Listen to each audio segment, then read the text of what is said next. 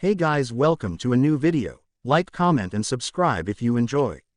Without any further interruptions, enjoy the What If. Chapter 8. Little Bee and Her Blob. Hate. It had been a long time. A very long time, since Shaolin Fan, captain of the 2nd Division and the Punishment Forces, and better known as Soy Fan, felt anything with such passion.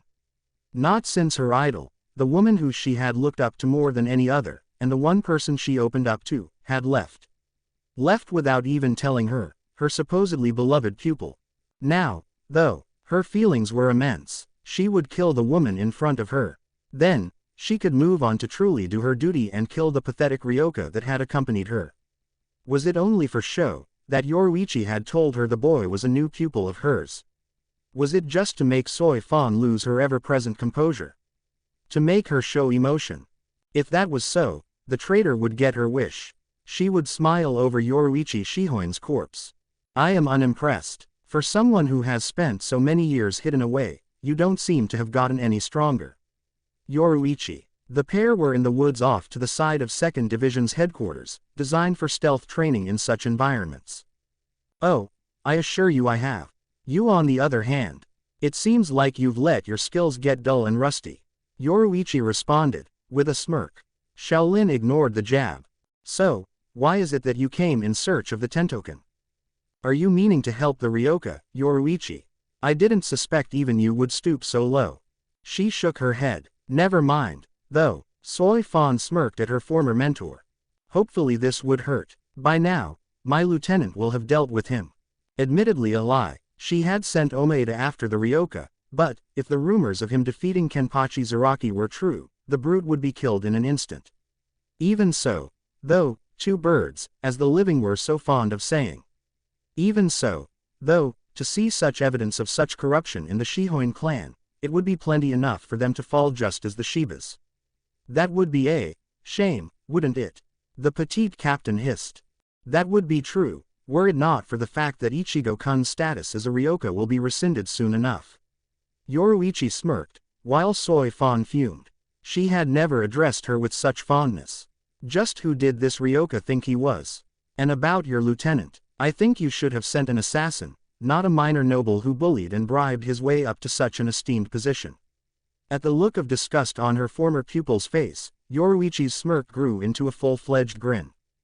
That may well be true. Soy Fan murmured, so I suppose I should thank you for helping me get rid of such a pig. I know, she gave a sinister smirk back to her enemy. How about I make your student's death quick and relatively painless once I'm done with you?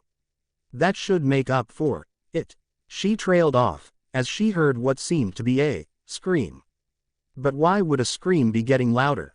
Getting closer? Was someone coming through the forest? No, it seemed to be coming from above.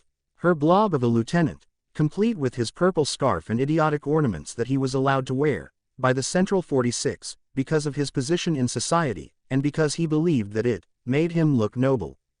No matter the fact that the ugly jewelry jangled as he walked, and purple was far from a camouflagable color. It was a disgusting fact that he was entitled to be lieutenant of the stealth force when she would bet even Zaraki had a better chance of taking an enemy by surprise. The blob of a lieutenant smashed into the ground with a very loud crash, and Soy Fan could swear that she saw the shock on his face, distorted by the ripples of fat. So the moron was taken off guard, on top of his plentiful failings. At this point, she'd rather have the Ryoka as a lieutenant than this pig. Would it be too much to wish for him to die from his fall? She wondered to herself, hopeful. Half a second later, however, Soy Fan learned that, while her lieutenant was about as subtle as a fat bull in a china shop, his opponent was not. Well, not at the minute, anyway.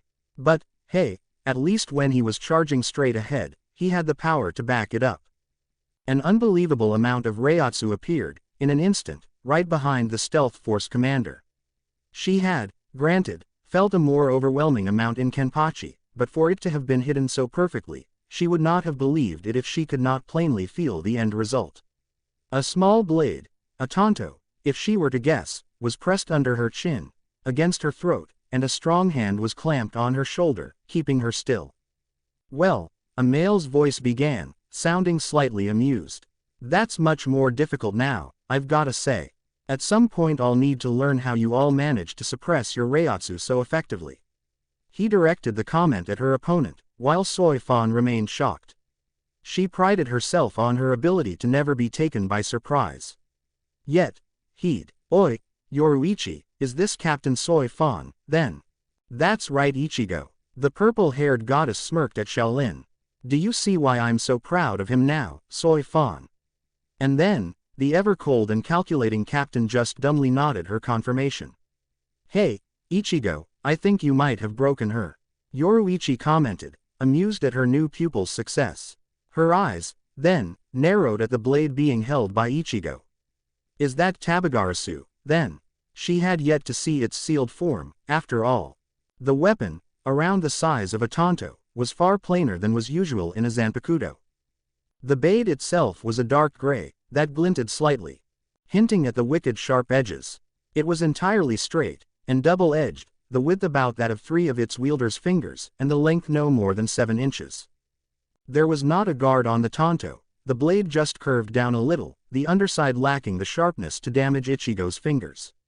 The hilt rested comfortably in Ichigo's hand, but had no features to mark it as particularly pretty, just a ring pommel that could be considered a little decorative.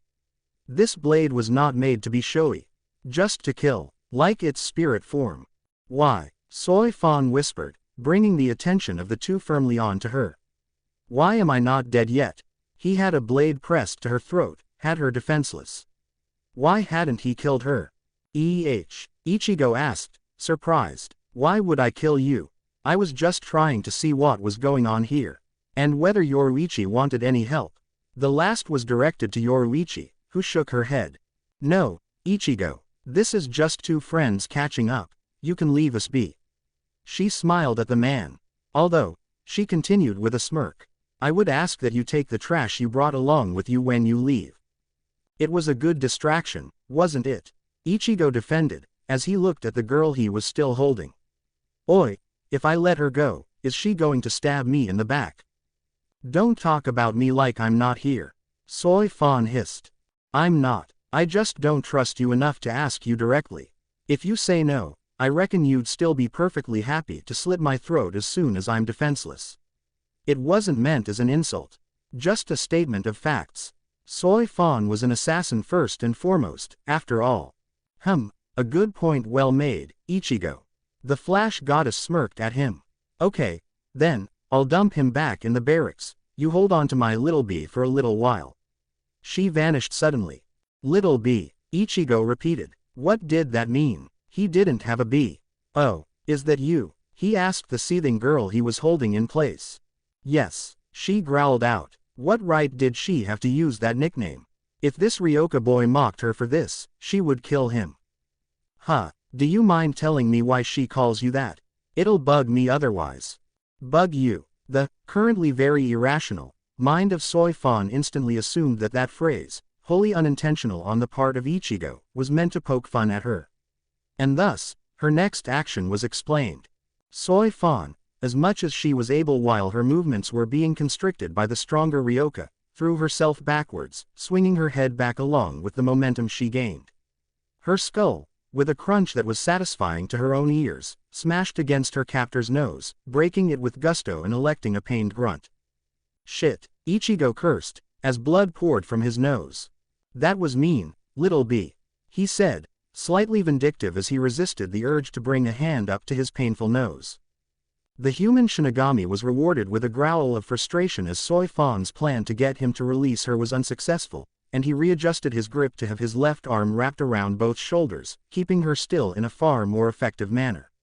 This, however, had the unfortunate, in a way, side effect of pressing her against him, and making the, generally prude-ish, hybrid uncomfortable. Soi Fan, too, noticed the proximity they now shared, and was well aware of the fact that nobody got this close to her. Who did this Ryoka think he was? Because she did not like the feel of Ichigo pressed against her. Just the same as Ichigo certainly didn't enjoy having Soi Fan's lean and firm, that being more noticeable in certain areas than others, build pressed against his front. I wasn't trying to make fun of you, by the way. I just didn't see any resemblance between you and a bee. He winced a little as the blood flow stopped from his broken nose. Though now I guess it might be 'cause you've got a fierce sting. Then, he became conscious of an obvious fact. I wonder why Yoruichi's taking so long. She should have gotten rid of the fat guy by now. He trailed off, before directing a question at Soifan again. Hey, why's he your lieutenant? If you don't mind my asking. He asked, confusion evident. I mean, I managed to catch you off guard, but it's pretty obvious you're plenty capable, even by captain standards. That was a roundabout way of complimenting her. So why on earth would you have such a pathetic lieutenant? He received a grumble in reply. I didn't hear that. He's from a noble family. She retorted, annoyed. I don't want him as a lieutenant. He has no stealth whatsoever, for Kami's sake. But the only criteria for a lieutenant is having achieved Shikai. I was stuck with him because I was the only one, at the time, who didn't have the spot filled. She explained to the man. Believe me, I've considered offing him myself more times than I care to count, but that would just get me in trouble with the Central 46. Oh, that makes sense, then. She felt him move slightly, nodding. I'm called Little B by Yoruichi. She refrained from using the title that was still instinctual for her to refer to her ex-mentor by. Because of the shape of my Zanpukto in Shikai form. If you wish, I can show you. I'd like to see it, but I'm not just gonna let you go and attack me with it willy-nilly. Hopefully I'll see it someday when I wouldn't be on the receiving end. Ichigo chuckled. Oh, it looks like our time's up, Captain Soifan of the 2nd Division. He commented. It's been nice talking to you. The arm vanished from around her shoulders, and Shaolin stumbled back a little as the body she had been leaning into vanished. What the Yoruichi? She growled, realizing what Kurisaki's Reiatsu had been hiding from her keen senses.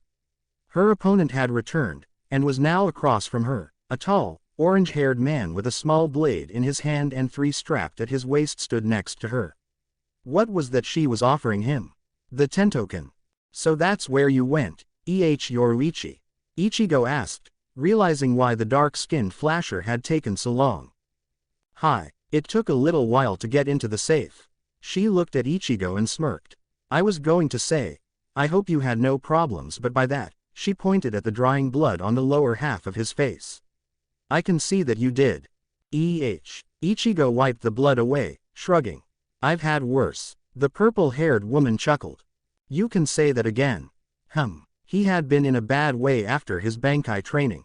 So, did you want me out of your hair or something? No, not particularly. I'd be happy for you to watch, but I figured, while I was there, I might as well fetch this. We'll need it quite soon. The clock said it was 10:30. The execution's scheduled for midday, after all. Got it. Ichigo took the offered cape, and continued. I'll be over there if you need me. He pointed off to the left, and vanished. Well then, Little B. Shall we get started? Opening parenthesis closing parenthesis opening parenthesis closing parenthesis opening parenthesis closing parenthesis . Ichigo sat, perched on a thick branch of a tree and watched the high-speed fight with interest. It was really different to his fights in the Soul Society.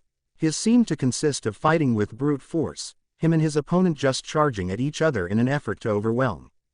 To be honest, he kind of thought that was what Soul Reaper fights consisted of. It was a good job he hadn't met Soifan on his journey so far, else he'd no doubt be dead. These two, not a single movement was wasted, and each strike took place faster than the majority of Shinigami would be able to follow. And that Shikai, that was deadly, for sure. But what was up with Yoruichi? Granted, he hadn't known the goddess of Flash for all that long, but he was sure she had more pride than to run. And if she did, why wouldn't she call on him to help her? Ichigo let out an annoyed as the petite girl chased the busty woman around in circles, before noticing that the two's paths seemed to be straightening out. He stood up and blurred after them. Opening parenthesis closing parenthesis opening parenthesis closing parenthesis opening parenthesis closing parenthesis opening parenthesis closing parenthesis . The two combatants ignored the fact that their observer had followed them, and was now, suddenly, stood on the branches of one of the highest visible trees, leant against the trunk in a far too nonchalant manner for someone watching a potentially to the death fight. Ichigo was impressed by whatever it was Soifan had decided to do. He certainly hadn't seen or felt anything of the sort. Nor did he imagine himself to be capable of it. Even though he had a couple of techniques he, and a mentally smirking Ichigo, considered to be more effective, the idea of, what he believed to be, a combination of Kido and Hakuto was very interesting. A mix of close and ranged combat. Wow, wasn't expecting that, he thought to himself, as he watched his teacher demonstrate the same ability, perhaps in an even more effective form, and the two created a load of devastation on the ground below. The current captain's anger seemed to be changing into frustration as she screamed something at the woman who betrayed her, having expected to have surpassed her mentor by now. And yet, Zangetsu observed, she does not release her Bankai. Good point, old man. Ichigo replied, I wonder why that is. Her form was getting, well, not sloppy, but sloppier than it had been before, her anger making her too hasty. The pair appeared in the air, not too far from Ichigo himself, and they glowed a brilliant white, the Shunko being stronger than they had used yet. In fact, it almost looked like it was going to explode. Holy shit, Ichigo exclaimed, vanishing as a wave of spiritual pressure enveloped, and eradicated, the tree he had been stood on. That would have hurt. He had appeared on the ground below, not noticing that the pair had also chosen this spot to land. Tell me why, Yoruichi, a voice begged, and Ichigo spun on the spot. Why did you leave me? I would have gone anywhere for you. Tears streamed down the black-haired Shinigami's face. And Ichigo decided this would be an appropriate time for him to make a comment. Boy, you sure know how to pick 'em, King. You must have some kind of lesbo magnet. Shut up, Hollow, Nejibana commented. Just because you have no genuine emotions, doesn't mean that displaying them towards one of your own gender makes one a homosexual. This is an emotional moment, and Ichigo-sama does not need your moronic commentary ruining it for him. The usually cold girl fell to the ground, sobbing pathetically, and Ichigo stepped forwards his instinct to comfort an upset woman, drilled into him throughout his childhood by Goten coming to the surface. He was stopped in his tracks, however, by a shake of Yoruichi's head. The woman mouthed the words, "Give her space," to him, and gave a small, sad smile. Ichigo, scowl in place, nodded once, and looked into the sky. An hour. On the top of the Sokyoku Hill, the area in which Rukia Kuchiki was scheduled to be executed, the top officers of the Gote 13, or some of them, at least, were gathered, as a half-dozen of their force's number walked past, surrounding the criminal in question. The captain of 1st Division, also known as the Captain Commander, Genryusai Yamamoto, was stood closest, out of all present, to the execution stand, and the massive halberd stood next to it. A gray-haired man, wearing a white coat over traditional Shinigami garb, stood behind him, to his left. Next along the line, there was a short woman, with black hair tied into 2 extremely long braids, with her Zanpukto sheathed horizontally behind her back. Next to her, a large, overweight Soul Reaper was stood, highlighting her small stature. 3rd, 4th and 5th Divisions were, for various reasons, absent. There was, however, the gray-haired, though not through age, lieutenant of Squad 4, Azane Katetsu. For some reason, her captain was not present. 6th Division Captain, Byakuya Kuchiki, an effeminate man, with long, ornamented hair, was walking towards the gathering, running late for reasons known only to him. One would hope, however, that he was having difficulty with the fact that his sister was to be executed today. Yet, as he walked past, he did not spare her a glance.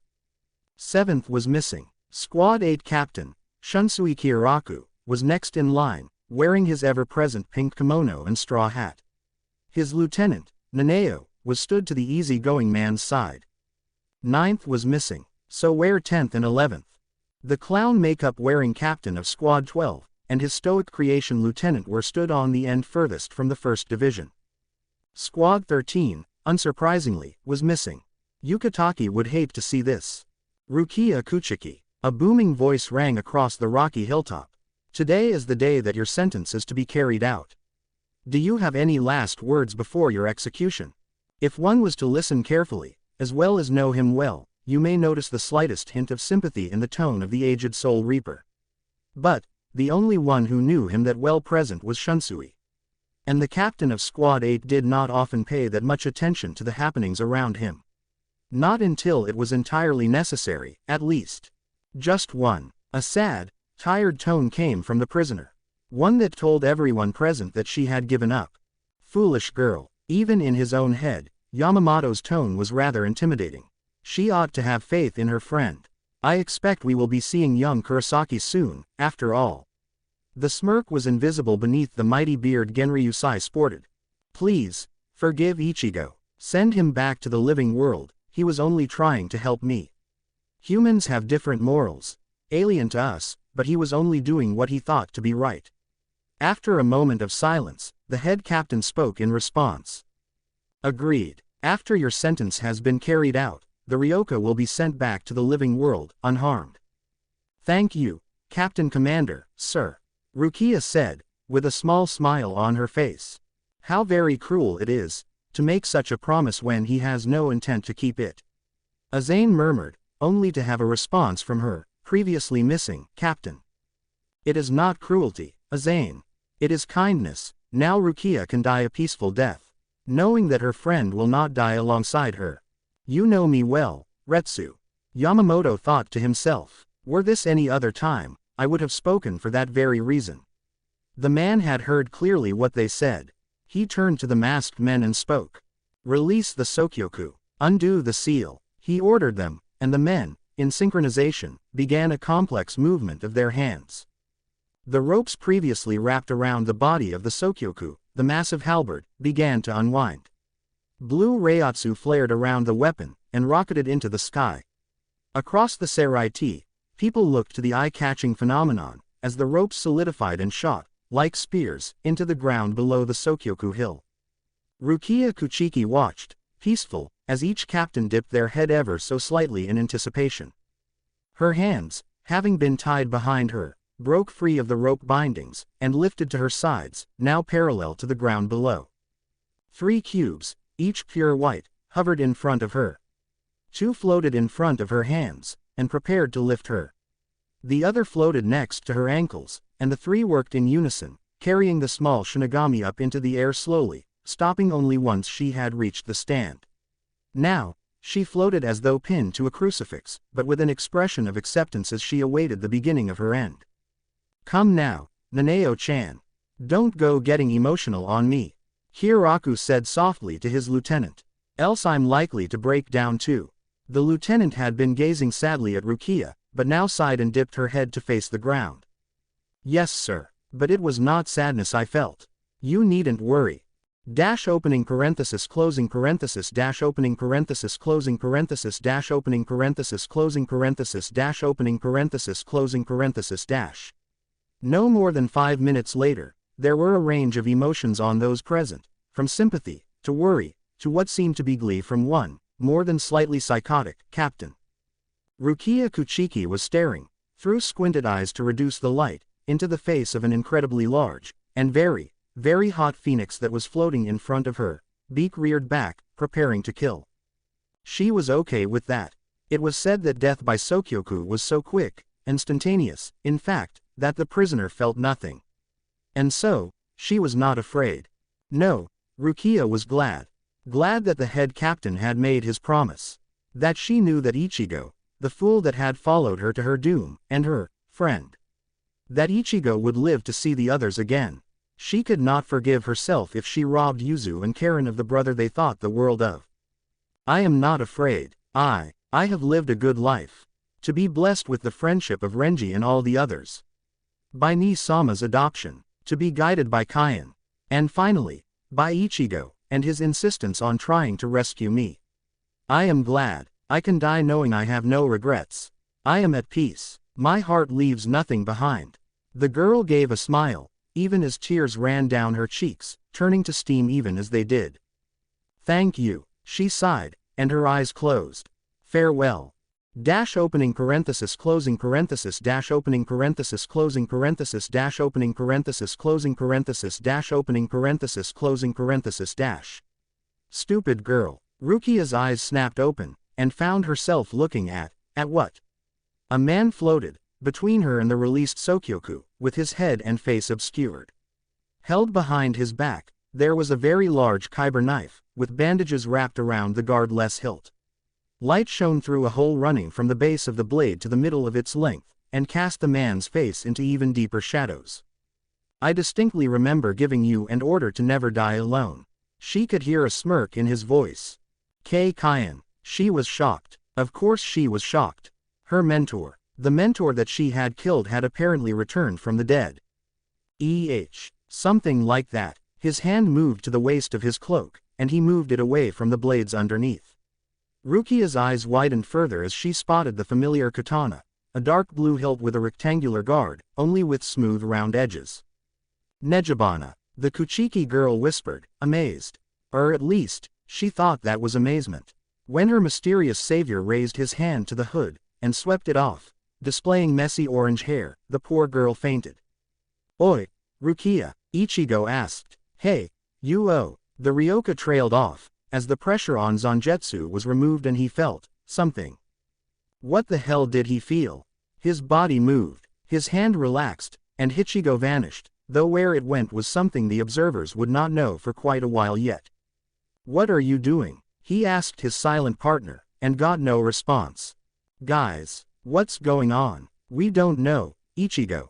This is Tabagarasu's doing, and he rarely shares his motivation with us. Zangetsu confirmed that they, too, had no idea what was going on. This wasn't right. Sure, he possessed the capability to temporarily take the driver's seat, like the others did, but Tabagarasu had never shown the slightest desire to do so. But, like the old man said, none of them really understood Ichigo's final Zanpukto. Ichigo was able to, usually, understand Tabagarasu simply because the Gauntlet Shikai'd spirit was a part of him, but it was a daunting task to get inside the head of a creature so different to oneself. In mid-air, Ichigo Kurisaki's body, torn from his control, turned around to face the monstrous-sized fire bird. Kakoo. Why did I call it Kakoo? Ichigo asked, voice strained as he fought for control of his body. He was slowly, too slowly, prying control away from Tabagarasu as his eyes locked on those of the creature in front of him. The giant Zanpukto, for something strange told Ichigo that is what the avian was, let out a cry. A strange sound for it to make. Not that of anger, as you would expect from a weapon of execution, nor one of sadness, as would come from one imprisoned for countless centuries. Instead, it was one of joy. The joy of siblings reunited. Kakoo, as it stared into the, now glowing crimson, eyes of Ichigo Kurosaki, let out an excited trill. Ichigo felt his mouth move, and a strained voice, as though the speaker did not quite know how to speak, wheezed out. Sis. Tear. The bird lunged forward, piercing the chest of Ichigo Kurosaki. A scream tore through the air, and the Ryoka's body fell. Chapter 9. The stereotypical waking up of a hangover. Not what Ichigo had expected to do midway through the day of Rukia's execution.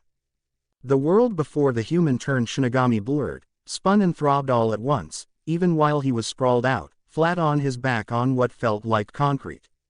Weird, he hadn't seen any urban areas in the Soul Society so far.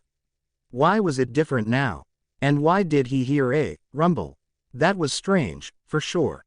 It almost sounded like an earthquake. He shot to his feet, planning to alert anyone he could find, the practice he had been taught while at school. Getting the little kids to safety was of utmost importance. Well, that had been the plan. As it turns out, Ichigo just fell back down, this time landing on his face instead of his back. That was a lot more uncomfortable, and so he let out a pained groan that was, apparently, well received. A tinkling, for lack of a better word, reached the hungover man, and Ichigo flopped over to try to locate the source of the noise. He found it soon enough, and was unsure of just how he should react to such a sight. A beautiful girl, and he couldn't help but notice how rare it was for him to meet ugly ones, looked down at him curiously. And by look down, he meant that she was suddenly bent over so that her face was, perhaps, 2 inches from Ichigo's face. Bah! Ichigo yelled, shocked. The mystery woman responded, not moving her face so much as a millimeter away. What the? Ichigo muttered, as the strange girl cooed and bent further, nuzzling Ichigo's face with her own. As the woman finished, whatever she was doing, Ichigo noted a more worrying fact than the girl's behavior. Though only by a narrow margin. Her head was on fire. No, wait, her hair was on fire. Or was her hair just fire? Yes, he was going to settle on her hair consisting of fire. For some reason, he didn't freak out as much as he should have done. Ichigo just shot to his feet, forgetting his killer headache in an instant, and patted his head, followed by his torso, checking for burns. Truth be told, he wasn't even that shocked when he didn't find any. The girl appeared as though she should have, at the very least, third-degree burns on her scalp, but seemed happy. He turned to the hot-looking, in more ways than one, girl, with his hand still positioned on the back of his head where he had most recently checked for the injuries, and found the girl there, standing with her hands placed on the back of her head. Ichigo removed his own, and she followed. He raised his right hand, and she raised hers. His left, and she copied. He tilted his head to the side, in a show of confusion, and she did the same. "Who are you?" "Chirp. You're..." "Chirp." She shook her head, and tilted it to the side, before raising her arms from their position at her sides, and beginning to flap them. "You're a bird." She nodded enthusiastically, and pointed at her flaming hair. "A bird? Fire. Oh, are you saying that you're the... Sokyoku?" She gave a grumpy-sounding huff. "Okay, not the Sokyoku, are you Kakao?" She smiled happily and gave a pleased chirp. "Okay, then." Ichigo looked around, and found he instantly recognized his, slightly destroyed, as though an earthquake had struck it, inner world. "Do you know why you're in my inner world, Kakao?" She gave another happy nod. "Do you know where one of the others is?" Chirp, and she skipped away. Ichigo assumed he was meant to follow her. So he did. "Ah," Ichigo commented, as they reached another of his inner world's residents. "Hi, Tabagarasu. Sorry, I kind of meant one of the others that can explain how Kakao has come to be in my mindscape." Truth be told, Ichigo was a little afraid of Tabagarasu. He stood around as tall as old man Zanjetsu, so Ichigo was looking him in the chin when they were stood toe to toe. Furthermore, he wasn't human. He was, hell, Ichigo didn't know what he was. He appeared to be a shadow, or something. Just an indistinct, human-shaped mass of darkness with disturbing, blood-red eyes. He nodded slowly, understanding, before raising his hand and making a beckoning, "Follow me," gesture and turned tail. Kakao hung back, and began walking beside Ichigo, chattering excitedly, despite the fact that Ichigo couldn't actually understand what she said. Even so, Ichigo enjoyed the happiness she seemed to transfer to him, as her wide smile never dropped off her face. Dash opening parenthesis closing parenthesis dash opening parenthesis closing parenthesis dash opening parenthesis closing parenthesis dash opening parenthesis closing parenthesis dash opening parenthesis closing parenthesis dash. Okay. Got it. Right. Okay. Thank you, Kakao. Zanjetsu could understand her apparently, because he was a Zanpukto himself. He turned to his wielder with a slight frown. "Okay, Ichigo, I can explain it in detail, or just a summary, if you would rather. I would recommend being quick about this though. Time passes at a slower rate in here, as you know, but you are running out of time outside." "Okay, just summarize it." Ichigo had sat on the ground, with Kakao sat next to him, Zanjetsu across from him, and Tabagarasu, apparently he had left for somewhere. Kakao is Tabagarasu's sister, apparently. While he had never told us, we have long suspected that he had more to his story. It was, in simplified terms, that there used to be an old method of execution. They would strip the soul away, in order to prevent reincarnation. Tabagarasu and Kakao were the Zanpukto of the only two soul reapers to be killed in that manner. Tabagarasu vanished into the human world, as he was for lack of a better word, free Zanpukto. It sounds like he had an unpleasant time. Kakao, they were prepared for, and, somehow, they captured her. That is how she became the Sokyoku. The girl next to him was somberer than she had been so far. Ichigo didn't like that, and wrapped an arm around her. A smile came back to her face, and was directed at her newfound wielder. "Now, she's here, and, well, you've got another partner, Ichigo. And I'm glad," Ichigo said, with a grin at the flaming-haired girl. Orange-yellow eyes met brown as her relief. Evidently she had been worried about his reaction to her needing him to wield her. "Honestly, Though, what would be the downside? Ichigo couldn't think of one, but couldn't help but worry about whether he was tempting fate. Dash opening parenthesis closing parenthesis dash opening parenthesis closing parenthesis dash opening parenthesis closing parenthesis dash opening parenthesis closing parenthesis dash. Genryusai Shigekuni Yamamoto thought to himself. I didn't expect this. The Ryoka, Ichigo Kurosaki, crashed into the ground, bringing up a cloud of dust, at the bottom of the execution stand, just as Jashiro Yukitake arrived in a blur of shunpo. For some strange reason, he was holding a large, noble family's shield, with a cord attached that seemed to have two sword-sized slots. It must have been from the Shihoin clan, since Yamamoto knew the symbol well. Granted, he had been, for lack of a better word, cheering on Kurosaki Ichigo since the invasion started, but the idea that two of his captains, for surely Shunsui was assisting his friend, had been on the side of the Ryoka rubbed Genryusai the wrong way. I'm afraid you're too late, Jashiro.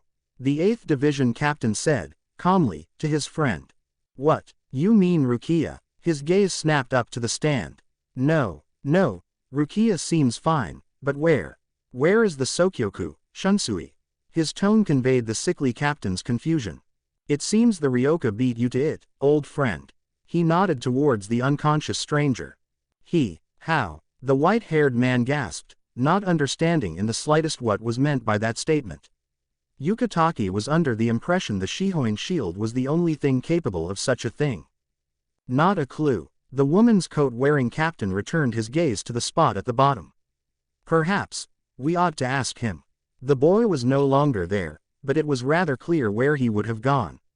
So, Hiraku tilted his head up in time to see a burst of water spray Rukia Kuchiki in the face, waking her up quickly. Bah, what the hell, Baka?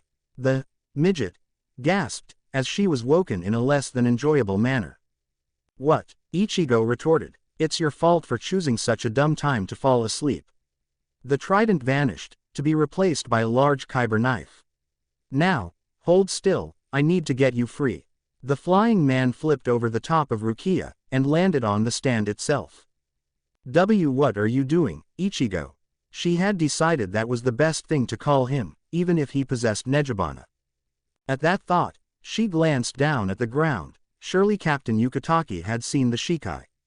Yep, he had. The normally composed man was stood, staring at Ichigo with his mouth agape. After all, if you dyed the hair black, he would look almost exactly like Kaien, and he had the lieutenant's Zanpukto. She could almost hear her captain wondering if he was seeing a ghost. Why are you here? Apparently the situation had registered with her. I told you not to come here. I told you I'd never forgive you. Ain't it obvious? I'm going to smash this stand. Besides, I'd rather have you alive and pissed at me than dead and not. He smirked, as he threw Zanjetsu into the air, and began to spin it, once more, like a buzzsaw. What? Why you can't? The stand. It's too strong, you'll kill us both. Ichigo ignored the worried exclamation, and carried on. Dash opening parenthesis closing parenthesis dash opening parenthesis closing parenthesis dash opening parenthesis closing parenthesis dash opening parenthesis closing parenthesis dash opening parenthesis closing parenthesis dash opening parenthesis closing parenthesis dash. Soi Fan, captain of the 2nd Division, was stood, watching with shock only slightly better hidden than the others around her, though the contrast on her ordinarily emotionless face was greater than any of her fellows. It was almost hilarious. The baffled look on Yukitake, one of the oldest, and best informed, captain's face. Well, it was almost hilarious to Soi Fan. Hiraku was snickering into his hand, doing a rather poor job of hiding his amusement. As Ichigo, though she didn't know when she started calling the Ryoka by his given name, was berated by the prisoner, the petite captain spotted a blue glow from beneath his scowling brow. It was a common indication of a Shinigami focusing their Raryoku. Surely he's not going to. She was cut off by Ichigo, indeed, catching the cleaver-like blade, tip pointed down, with both hands gripping the bandaged hilt. Ichigo may have given a grunt, or something of the sort, from the massive burst of Reiatsu he gave off, but it was entirely drowned out by the incredible, concussive force that burst forth from stand, originating at the point into which the orange-haired human stabbed his kyber's tip. The now openly amazed, small in stature, captain noted dispassionately that her so-called lieutenant had been knocked to the ground, while the second-seat officers of the others had been swiftly caught by their captains to prevent the same fate. Even Yamamoto had outstretched his cane and, with ease, supported his, admittedly less than the other lieutenants, overwhelmed vice-captain. Dash opening parenthesis closing parenthesis dash opening parenthesis closing parenthesis dash opening parenthesis closing parenthesis dash. You get real annoying sometimes, Rukia. With your, you can't do this and your, don't save me. Don't you ever get tired of being wrong? A voice came from inside a cloud of dust that had now engulfed the prisoner and her savior. That's why I don't listen to you. The dust cleared, showing a tall, orange-haired man nonchalantly carrying the Kuchiki girl. I'm not going to say, thank you, Rukia muttered, tearing up as she dangled from Ichigo's grip. Down below, the prevalent emotion was one of shock. The cross, Azane Katetsu murmured, amazed at the fact that majority of the joining bar from the stand was simply gone. He busted it. Katsubaki, the male third seat of Squad 13, exclaimed. What the hell is he? Omaeda yelled, though that tended to be the way he said everything. The captains, meanwhile, as well as the other seated officers, remained silent, focused entirely on the man stood atop the stand's remnants. Ichigo, the girl under his left arm began. I have to ask, what is your plan now? How are we going to escape from here? There's no clever way for us to vanish in front of so many skilled eyes and high-ranking officers, is there?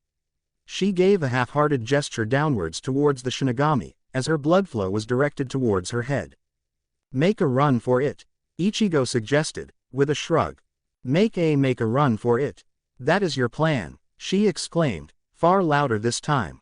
We can't get away, you baka. Okay. Then, I'll beat them all first. Then we won't have anyone to chase us.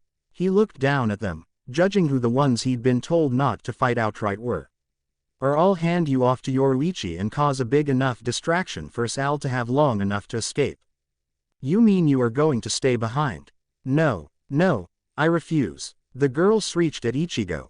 You can't expect me to just leave you here to die. Who said I expected to die?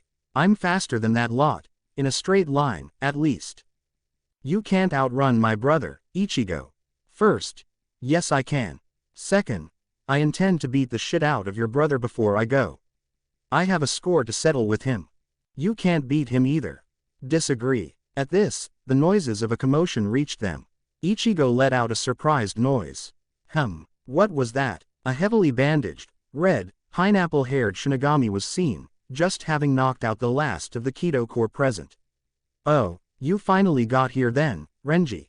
Ichigo questioned, calling to the, now down on one knee from pains in his gut, Soul Reaper. Renji, Rukia called subsequently, relieved he had not died. Rukia, I'm so glad to see you're alive. I figured you'd show up. Ichigo commented. Damn right, if I didn't come, who'd save Rukia? Me, probably, Ichigo smirked, drawing a vein out in Renji's forehead. But, anyway, get ready. What do you mean, get ready? Wait, why you wouldn't? Ichigo had lifted the girl, with ease, above his head. Almost in the position to throw her. Oi, Ichigo, what are you doing? Rukia demanded, as her savior drew back. Catch. With a scream, Rukia was thrown down, through the air, towards Renji.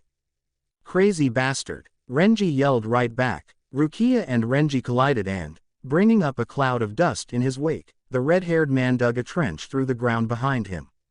You crazy lunatic, Ichigo. Rukia screamed at the man who had just thrown her. What'd you do if I'd dropped her, you dumbass? In response, Ichigo's kyber knife vanished. Fuck off. His voice carried. What? Fuck off. Take her and go. Now. That's what you're here for, right? So go. He reached a hand up to the brooch, or what seemed to be a brooch, of his cape, and it disconnected, flying into the air and, unknown to those present, being picked up by servants of the Shihoin clan.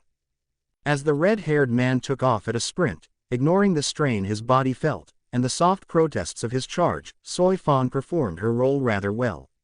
Well, Ichigo thought she was playing the part, but she might have wanted the two she still kind of perceived of as criminals caught. It was her duty, after all. "What are you waiting for, you imbeciles?" she roared at her nervous lieutenant. All lieutenants after them. Receiving confirmation from their own captains, Chojiro Sasaki and Azane Katetsu, as well as Marekio Omaeda, took off at a run after them. Only to leave Ichigo wondering why they did not use the speed technique virtually all officers were familiar with. Instead, they allowed Ichigo to intercept them with the same technique. The orange-haired man appeared in front of them, arms relaxed at his sides. The trio, and those behind them, got a good look at him now. The Ryoka was wearing a sleeveless shihakusho, that was a solid, jet black. It was slightly form-fitting on his upper body, though not enough to constrict, and therefore hinder movement, but was looser on his lower, allowing his legs, as well as his arms from having no sleeves, to move freely. A red sash wrapped around his waist, supporting a katana with a dark blue hilt, and was the only color, other than his hair, that was obvious to them at this point. Plain black shoes sat on his feet. What drew their attention, however, was that in the center of his chest, the material was burned away in a perfect circle about 5 inches in diameter, hinting at a muscular chest beneath. Well, that was the second thing. The first was that every inch of his arms, and presumably his covered body, other than his hands and face, was covered in bandages. Likely from the hilt of the kyber they had seen before. 2 of the 3 would have commented on the presumed injuries, had the third not interrupted. "Get out of the way," Omaeda roared. "Sprint, Itagumo," the female lieutenant present exclaimed, followed by the white-haired man, who had yet to speak. The main body of her Zanpukto thinned and straightened, while 2 new blades appeared next to it, branching off slightly. "Pierce, Ganryomaru," his blade turned to a rapier. "Crush, Gegetsuburi." The fat man's blade turned into an oversized flail, with large spikes sticking from the ball hanging on the end of a long chain, which was promptly shattered. The 3 vice-captains were confused. Why had Gegetsuburi smashed? That was also where their attention was. And, so, they did not notice the fact that Ichigo was now stood behind the oversized Soul Reaper, his foot raised as he faced the lieutenant. Ichigo's leg snapped straight, slamming into Omaeda's back, and sent the heavy Shinigami flying with a crunch. He moved faster than he would have been capable of, outside of Flash Step and of his own volition, and sailed towards the fleeing pair, and past them, while screaming profanities due to a mixture of pain and frustration. Mostly pain. Taking advantage of the vice-captain's surprise, Ichigo moved, in a blur, to the 1st Division's lieutenant. An open palm of the ex-human slammed into the orange-skinned lieutenant's jaw, sending him to the ground, unconscious. The gray-haired officer had the time, just about, to widen her eyes before man's palm hit her in the gut, knocking the breath from Azane and rendering her unconscious in an instant. Genri Usai was, understandably, surprised. His lieutenant possessed Bankai, and Azane Katetsu was no pushover either, yet young Kurosaki had had no difficulty with either of them whatsoever. It was a rare feat to be able to defeat 2 lieutenants without so much as the use of one's Zanpukto. Even some of the captains would be hard-pressed to do so without their shikai. It really highlighted the difference in the powers of his fellows. On one level, not to sound arrogant, he would place himself. That much would have been true for anybody that possessed Ryujin Yaka, and Yamamoto very much wished to observe the power of the Sokyoku to know the strength when it was in the possession of a wielder. He knew the origin of his greatest execution tool, and was sure that it had found a new host. That was the only explanation of recent events the head captain could think of.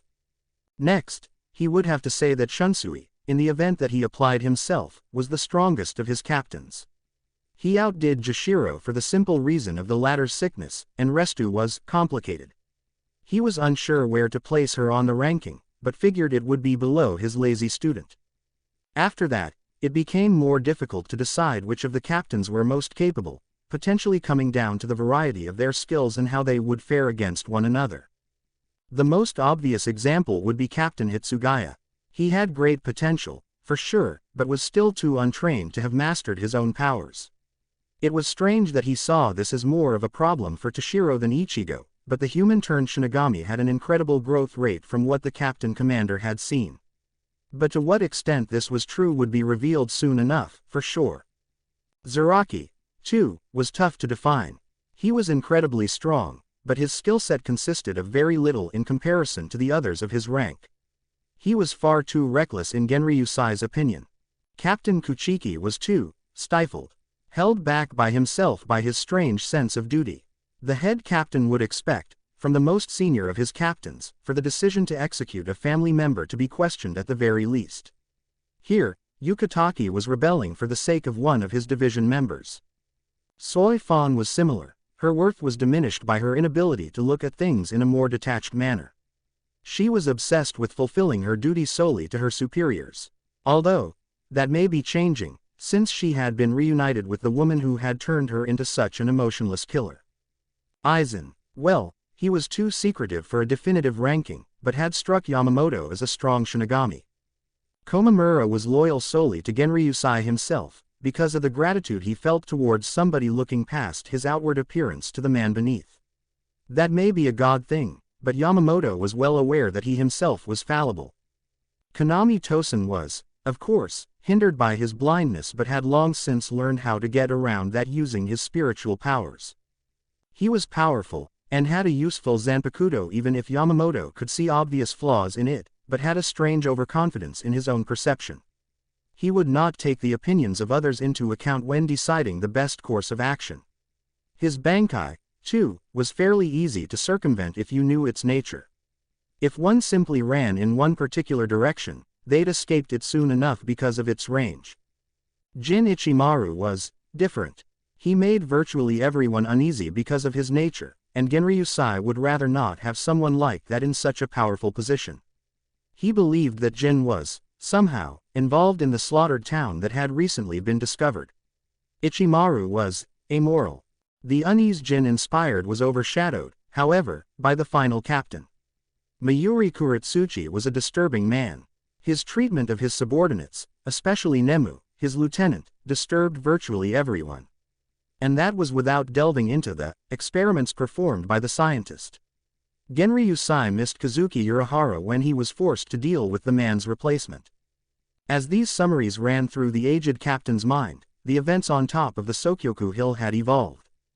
Ichigo Kurosaki spun, while drawing his single visible Zanpukto, and snapped to attention, his sword held to block an invisible blow. His opponent's speed was shown once more in that moment. "I've already told you, I see you," Ichigo began, with a grin resembling that of his inner hollow. Byakuya Kuchiki. Chapter 10. Byakuya Kuchiki. I can see you. Byakuya Kuchiki. Soi Fan, of the stealth force, heard that exclamation.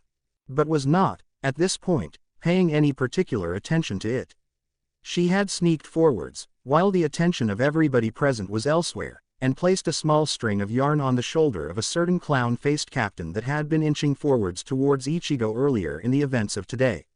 He had clearly had a hungry look on his face, wanting to examine the intruder. That had bothered Soi Fan. She knew it would also anger Yoruichi, so why not mark him as their target?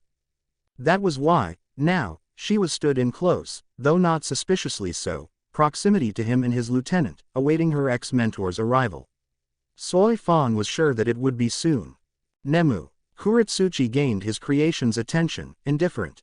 Deal with the traitorous third seats. The captain kept his attention on the battle that involved his newfound test subject. Yes, sir. The robotic girl drew her blade, and appeared behind the unprepared form of Kion Kutetsu. In a flash, she had cut her opponent down. Not a killing blow, but plenty to render her incapable of assisting her captain further.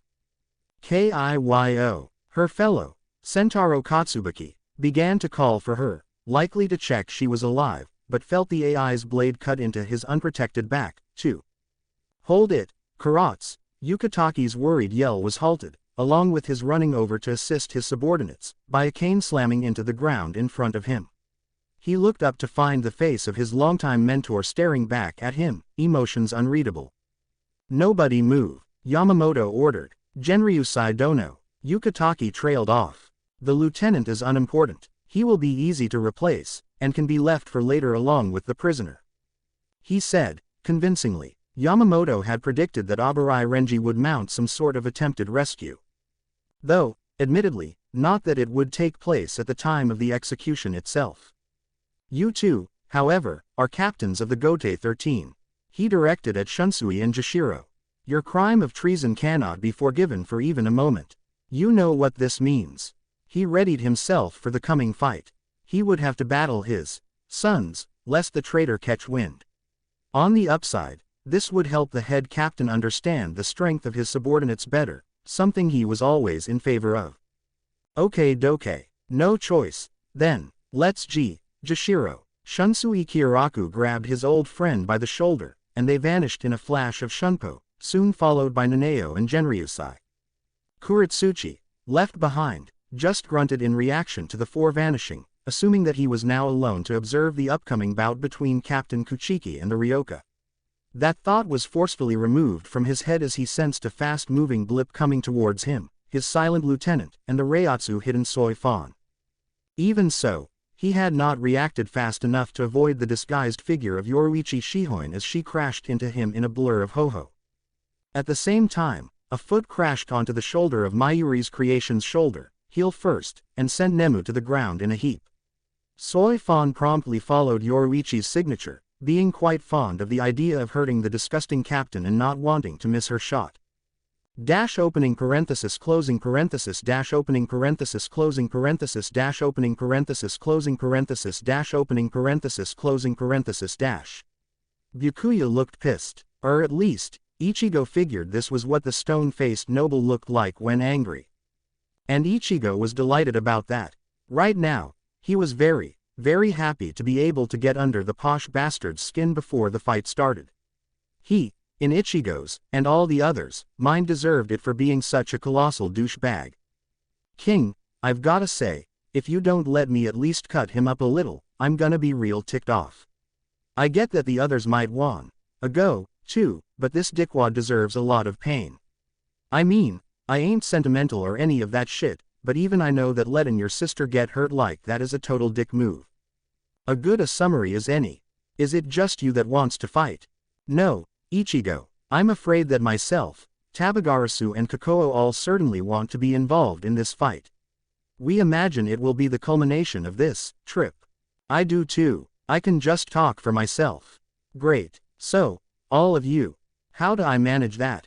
I'm not sure this dude's worth using all of you at once, after all. The old man was silent for a few seconds, having a conversation with the non-verbal spirits. Well, Tabagarasu is the easiest to use alongside any of the rest of us. And you would usually dual-wield me and Ichigo. It should be plenty doable. Yeah, I guess you're right. Ooh, I want you to use my Bankai, too. Ichigo added, not wanting to miss the opportunity. That really would be overkill. So, I don't think it's worth wasting the first time I use a Bankai in a fight I could win without. If he surprises me, and manages to force it out of me, I'll use it. If you want, I'll see if I can find another fight after this.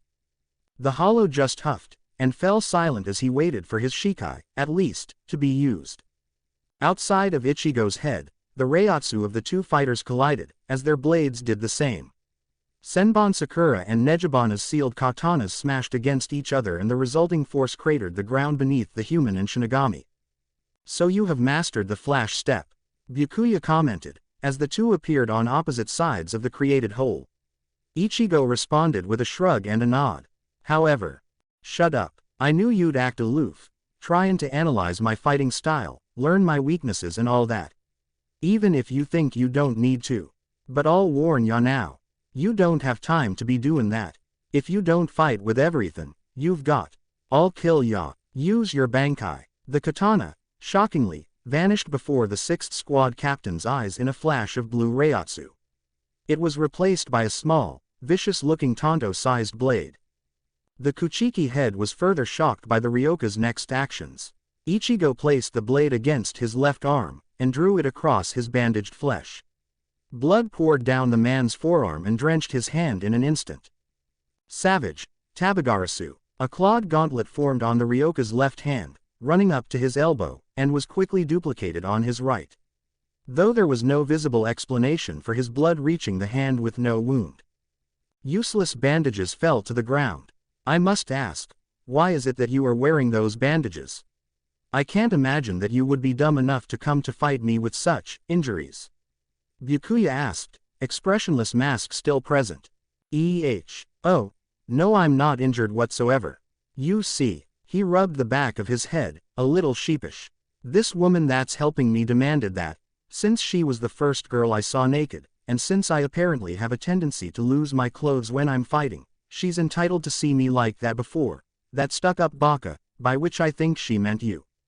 And who would this woman be? Yoruichi Shihoin. Ah, I'm guessing you know her, then. The captain had a strange, involuntary tick in his eyebrow. She is a rather irritating woman. He had visibly fought off his instinct to call her something less polite, before focusing back on the matter at hand, and peering at the red gauntlets with a frown. That is not one of the forms I saw when you were freeing the criminal. You mean your sister, he corrected, with a scowl at that fact. And I realize that this isn't the same, dumbass, they're my Zanpuktos. 2 blades, one an abnormally long katana, and the other a wakizashi, appeared in his right and left hands respectively. I see. No, he didn't. And what is responsible for your own physical changes? Changes? What do you mean? Ichigo asked, an eyebrow raised. You have aged, Byakuya pointed out. It was a rather obvious change. I've aged. What do you mean? I mean you look older. Are you being deliberately stupid? He received a scowl in response, and Ichigo directed a question into his inner world. Apologies, Ichigo, I thought we had discussed this. Being in a Reiatsu-rich environment meant that the time spent in your inner world with us affected you. Don't worry, you didn't age the number of years you would have done with that length of time in the real world. In fact, it has been beneficial to you. Your spirit form has only aged a few years, and this means that you are closer to your peak age at the moment. Around 18, 19, I am not sure of the exact amount of time. Right, anything else you need to tell me about this? Do you know that your spirit form will age at the rate of a Shinigami? No. Ah, well, it will, so you don't have to worry about your lifespan being shortened by that aging. Fine, but please try to tell me stuff like this in the future. I'd rather not have to find out from my enemies. Although, to be fair, I think Yoruichi mentioned something about it in passing. But it must have been one of the times where she wasn't fully dressed, so I wasn't paying all that much attention. Get back to the fight, Kingy. This shit's boring. Something about being in a Reiatsu-rich world. Ichigo shrugged, as he readied the 2 blades, each held well clear of his body for their expansion. Come forth, and pierce the sky, Zanjetsu. A flash of blue light covered Ichigo's form, and the 2 blades changed. Byakuya couldn't quite comprehend what had just happened. Did this Ryoka somehow have more than one Zanpukto? This was even more abnormal than Captain Kiraku and his 2 sealed blades. These 2, combined with the crimson gauntlets on the orange-haired man's forearms, made for an admittedly intimidating sight. But, even so, the Ryoka boy would have done little more than find out his Shikai's forms in the months since Byakuya had cut him down. This fight would still be entirely one-sided. I suppose I must commend you, Ryoka. The progress you have made in such a short time is truly impressive. Few officers of the Gote 13 could achieve their Shikai in only a single month.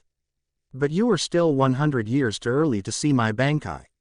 He sneered at the commoner in front of him. Now, I will cut you down, before I catch my traitorous lieutenant and execute him and my sister by my own hand. You are going to kill your sister, Ichigo repeated, tone dangerously calm. Is that what you just said? Complacency is one thing. To be able to ignore her being killed. I was going to put you 6 feet in the ground for that, anyway, but more because I owe you that much. But to actually take her life, Ichigo snarled, for that, I'm going to tear you apart. I'm going to obliterate you. The man placed the tips of his blades against each other, and his eyes glowed electric blue as he focused his Raryoku on the 2. They melded together and formed into a slightly larger kyber knife without the gap in the blade like that he had previously held in his right hand. Next, a plain, red-hilted katana appeared in his free left hand. Ignite, sear and incinerate. Rise from the ashes of those felled by your blade. Kakoo. The blade shuddered, glowed a brilliant orange, and grew rapidly. It morphed into the familiar, though in a far smaller scale, appearance of the Sokyoku when the execution tool had been sealed. It was a Nagitana with a dark gray, bordering on black, body and a gleaming head. The back of the blade itself was fire red, while the front was a shining silver. Ichigo extended it, and gave an experimental swing.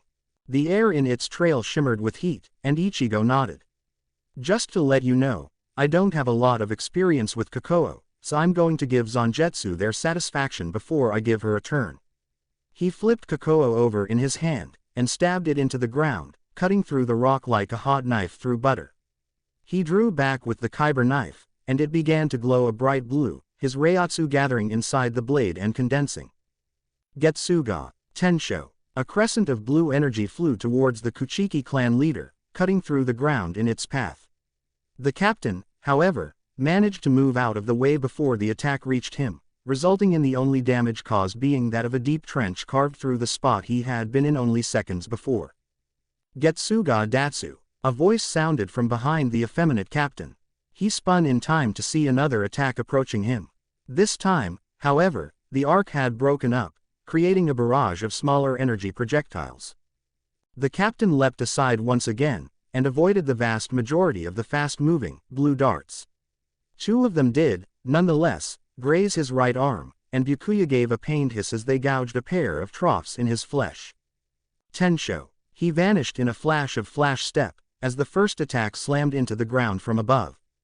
Datsu. He vanished again, as a torrent of the smaller attacks passed through his after-image. Tensho. Datsu. How much spiritual pressure does he have? Ichigo had appeared once more, having had his attacks dodged, and barely seemed to be breathing more heavily than at the beginning of their bout. Byakuya, meanwhile, looked disheveled. His arm was bleeding noticeably, and the dust brought up from the Tenshos had coated his left side. He had only dodged the second by a narrow margin. The noble narrowed his eyes at his opponent, frustrated. It's no fun if you don't fight back, Byakuya. Ichigo shouldered the kyber. Scatter, Senbon Sakura, was the response he received. Ichigo raised an eyebrow as the sword split, becoming a cloud of 1,000 smaller blades, looking like rose petals. He wasn't sure what the strength of them would be, but it was easy to find out. Getsuga Tensho. The energy wave roared towards the cloud, in a test, and Byakuya looked shocked. The petals and the Reiatsu collided, and the result was obvious. Byakuya's blades were scattered by the powerful attack, and Ichigo snorted. How's that supposed to beat me? If I can disperse them with a single attack. Byakuya waved his, now swordless, hilt, and the 1,000 tiny blades rocketed towards Ichigo. Getsuga Datsu. There were significantly less of Ichigo's projectiles, but the number coming at the orange-haired man was significantly decreased. Ichigo vanished in a blur of shunpo, and appeared behind Byakuya mid-swing. Zangetsu passed through another after-image, and Ichigo scowled, having expected to at least graze the noble. He raised his kyber knife just in time to block a strike from his side, and his eyes met those of Byakuya. The noble was soon unnerved, though, as Ichigo smirked. I think you're forgetting something. The smirk turned into a grin. Kureta, he barked, as his left hand, balled into a fist, crunched into his opponent's stomach. Blood sprayed from Byakuya's mouth, and he was thrown back in a daze. You're more resilient than you look. That should have been a real damaging hit. It was true, that attack concentrated all the energy that Ichigo could send in a projectile using Tabigarasu into the gauntlet itself. Although, hey, King, why'd you hit him with a punch? Ya should have made the most of the claws, ya dummy. Ichigo had gotten used to avoiding fatal shots with Tabigarasu, mainly in his training with Hadin, sandals. It might be a good thing, since he didn't want this fight to be too short. Else he'd disappoint Kakao and Nejibana. It was about time for the Kuchiki bastard to use his Bankai, though. After all, Ichigo didn't really know how to hold back with Kakao yet. That also explained the need for him to remove the clothing on his upper body, lest he roast himself with the immense heat. The 6th squad captain watched, helpless as he staggered to his feet, and saw Ichigo vanish only to appear next to the Najitana buried in the blackened stone. His large, black blade vanished from his right hand in a burst of blue Reiatsu as his left gripped the shaft of Kakao. The human Shinigami channeled a stream of Reiatsu into the Najitana, and fire flickered on the base of the blade. It was rather unspectacular when compared to Ryuken aka Anyone who had seen the Sokyoku used, or had seen Yamamoto fight with his Shikai, would think the Shikai of Kakao unimpressive. Until Ichigo fought, that is. Ichigo Kurosaki raised the Zanpukto over his head, loosening the grip he had on the body of it as he spun the spear-like weapon in a smooth circle, getting used to the weight of the Shikai he had yet to actually hold. The hybrid lowered the Naginata, and the air around it rippled as he gripped it with his right hand, too. Drawing back, he spun his body, in a similar manner to what Nejibana had trained him in.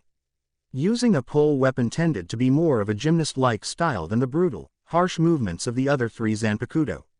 Of course, it would be difficult to use an ordinary Naginata when you were trained in the use of a trident. One was a stabbing weapon, the other a cutting, but Nagitana's control of water depended on spinning and slashing her. Hano. A wave of fire rushed towards Byakuya, and the man managed to right himself just in time to dodge in a burst of shunpo. He appeared, seconds later, 100 meters to the left. Ichigo appeared next to him a second later, with his pole weapon raised. Cha! The air rippled as Kakao dropped, and a burst of immense heat came from its head. Ichigo saw the man appear again, his arm extended and the katana's tip pointed downwards.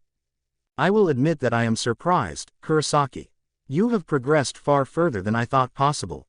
In fact, I would have shown you this already, had you relaxed the barrage of attacks.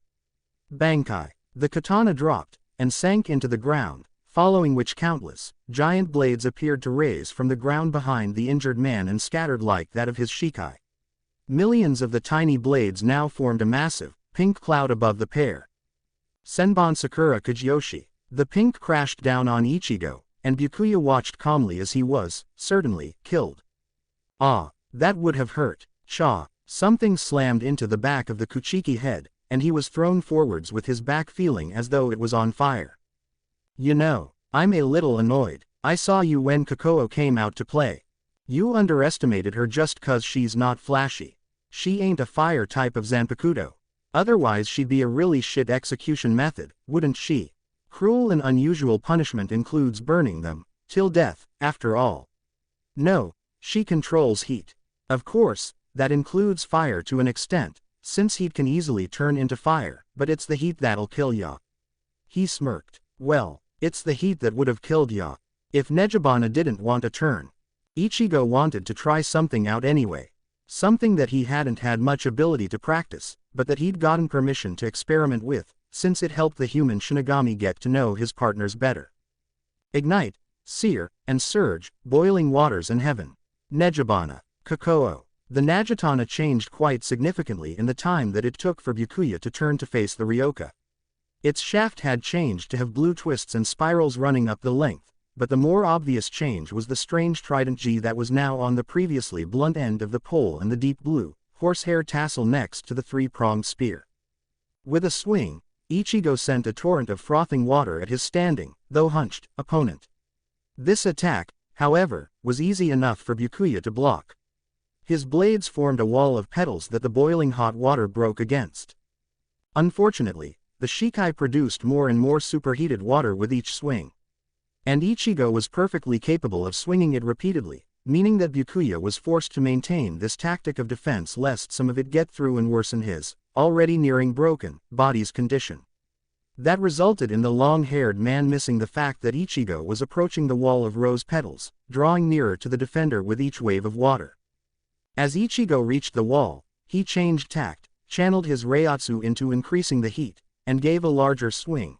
A large cloud of steam shot forward, passing around the petals, and blinded his opponent. Slipping past the blades, Ichigo blurred forward and appeared in front of Byakuya with his curved blade drawn back to slash across the Kuchiki noble's torso. Byakuya, flinching back, managed to avoid too serious a blow, simply a long, thin slash that stung quite distractingly. In response, he raised his hands and the cloud sped towards Ichigo far faster than they had been so far. My Bankai moves twice as fast when I choose to use my hands to direct the blades. The captain stated, as Ichigo vanished in a flash of short-range shunpo. On reappearing, he dodged yet another strike, and swung his blade in wild blow, sending a wave of boiling water at the captain, who now had little in the way of defense. The attack connected, and Byakuya let out a gasp as the searing pain from his back doubled. This acted as a distraction that Ichigo easily capitalized on as he charged forwards, and stabbed forth with Nejibana's 3 prongs, the trident piercing Byakuya's right side, and then being pulled harshly back out of the man's torso. Byakuya took an uneven step backwards, then another, and dropped to a knee before struggling back up, only to be sent back to the floor by a fist slamming into his gut, another dribble of blood falling from his mouth. "Why?" Ichigo questioned. "Help me understand why you were going to kill your sister. It makes no sense to me." It really didn't. Ichigo would have died in a second to protect Yuzu or Karen, but this man was perfectly willing to kill Rukia with his own hand. "The law," Byakuya began, pushing himself back to his feet, a reformed Senbon Sakura now lying at his feet. "Must be upheld above all else. When a criminal's sentence is announced, it must be fulfilled. You value the law above the life of your own sister." Ichigo hissed in response. "Sympathy to one's relative, how pointless. Fortunately, I have never been burdened with such worthless sentiments. They matter not when compared to the law. The Kuchiki clan is one of the 4 great noble families. We are duty-bound to serve as examples to all soul reapers. How could we enforce the law if we are not willing, ourselves, to obey them? I don't understand that. In your place I would have torn down the government brick by brick rather than bend to such idiotic rules. I would fight the law and whatever it stood for if that was what it took." The defeated man's eyes widened as Ichigo turned away with a scowl. "I don't feel any need to kill you anymore. I don't like you, I just don't give a damn about your fate. But know this, if you come after Rukia again, I won't hesitate. I'll cut you down."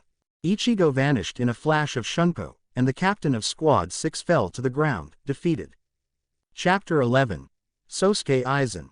At the edge of the Sokyoku hill, though it was better described as a cliff than a hill, in his opinion, Ichigo Kurosaki stood, shirtless, with a scowl on his face. He really did not understand what was happening at this point. His senses, granted not the most reliable, were telling him something weird. There were more fighters than would be logical. Why the Soul Reapers were fighting each other, Ichigo had no idea. And even more than that. No, my senses must be on the fritz. Why on earth would Renji and Rukia be behind me? They were just on the way to 13th Division's barracks. I ought to just head there, he murmured, knowing that the pair had no reason whatsoever to return to the site of Rukia's execution. Yet he didn't go. Something felt weird, off. The best he could pinpoint the feeling was in regards to those other 3. It could be an echo of Rukia and Renji. But them, 3 other signatures, ones he didn't know, were there with the 2. He didn't recognize them, so why would he be feeling them?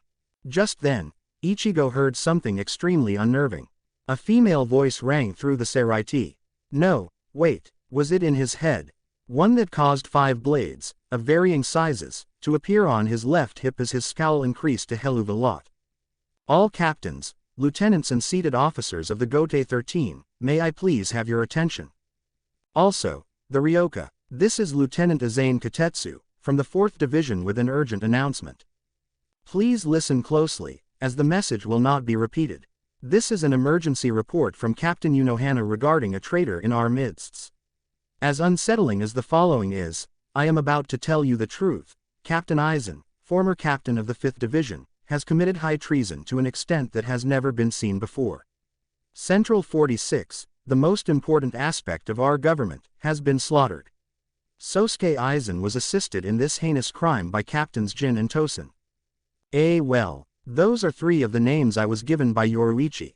Ichigo reasoned, since he didn't have much else to say on the subject. But you have to consider, Ichigo, that this could well be a trap. It seems to be designed to get you to head back to the Sokyoku Hill. Yes, but it seems unreasonable for those 3 to be so readily available, yet not have been here to witness Rukia's execution. I am sure that those who did attend did so because it was mandatory. Rukia's there, Ichigo stated, cutting off any potential retort from Zanjetsu. I'm going. He rested his hand, which still had blood crusting it, atop the 5 blades that were now attached to the orange man's hip. Savage, born from the chaos of the pierced planets, come forth. Puncture the boundaries between earth and the realm of heaven. Flood the heavens with the turmoil of felling fire. Tabagarasu, Zanjetsu, Nejibana, Kakoo. Dash opening parenthesis closing parenthesis dash opening parenthesis closing parenthesis dash opening parenthesis closing parenthesis dash opening parenthesis closing parenthesis dash. Yav gotta give it to the pineapple head, king. He's tougher than I thought, to still be stood. He's looking after Rukia pretty well, too. Even if he failed pretty spectacularly in what he was meant to do. Yep, I agree with that, impressive. But I guess I should intervene right about now, or the brown-haired one with glasses, Aizen I'm guessing, will kill him. Not too far from the orange-haired man, the three traitorous captains were entirely unaware of their one-man audience. Ichigo's technique, while ill-advised in most circumstances, made him virtually impossible to detect. Especially since Aizen believed him to possess uncontrollable Reiatsu, like he would if he only possessed Zanjetsu. But he had developed a crude method of Reiatsu manipulation a long while ago now. I won't let him have you, Rukia. Renji growled, as he fought the pain racking his body. You thought I'd give her up. The red-haired man tilted his head to look back up at Aizen. Are you that dumb? Very well, too bad, Aizen replied, as he raised his Zanpukto to cut Renji's arms from his body. Kyoka Suigetsu descended, and passed through, nothing. The two were gone. Aizen raised an eyebrow, and turned to the side to find Renji, kneeling still, several meters to the captain's right. Oddly, the lieutenant had a more confused expression than the captain he had escaped from. Though that might be because the cause was now stood in front of Aizen, just a little out of the range of the man's Zanpukto. Ichigo stood, relaxed, in his usual attire minus any upper body clothing, except the remnants of his bandages, in front of Aizen with a very much different weapon to what he had been wielding before now. An obsidian staff, 6 foot long, was resting against Ichigo as he spoke to Renji, flicking his eyes to the pair. Are you really that weak, Renji? That Rukia is too heavy for you to carry without looking like you've run a fucking marathon. I guess I was right about you needing my help. He turned his focus back to Aizen for a moment. Excuse me for just a second, whoever you are. Ichigo vanished, in a flash and the sound of static, before reappearing 3 seconds later in the same position. Though, this time, there were only 4 people on top of the hill. Ichigo had, combining the speed techniques of both Shinigami and Hollow in Shunpo and Sonido, moved Renji and Rukia as far away as he could in a single step. There we go, Ichigo said, as he smirked at the hint of shock on his otherwise unemotive opponent's face. Obviously, Aizen had not expected a combination of the Hollow and Shinigami techniques. Now, who the hell are you guys? His eyes flicked from the brown-haired, to the teal, and then to the longer darker brown.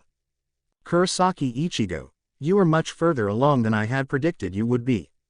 Aizen commented. In fact, I do believe that it is necessary that I engage you to find out the extent of this. The traitor twisted his Zanpukto in his grip and stepped forward quickly, swiping Kyoka Suigetsu across the orange-haired human's torso. The staff blocked it, and the resulting clang let Aizen know that it was made of some kind of metal. Not that that made sense. Such a staff would, logically, be too heavy to wield efficiently. Obviously though, since Ichigo was wielding it like it weighed nothing at all, that was not true for its wielder. The brown-haired man raised an eyebrow, and raised a single finger from his Zanpukto. Hado number 31, Shakuho. A large ball of red energy slammed into Ichigo's chest, and sent him flying back.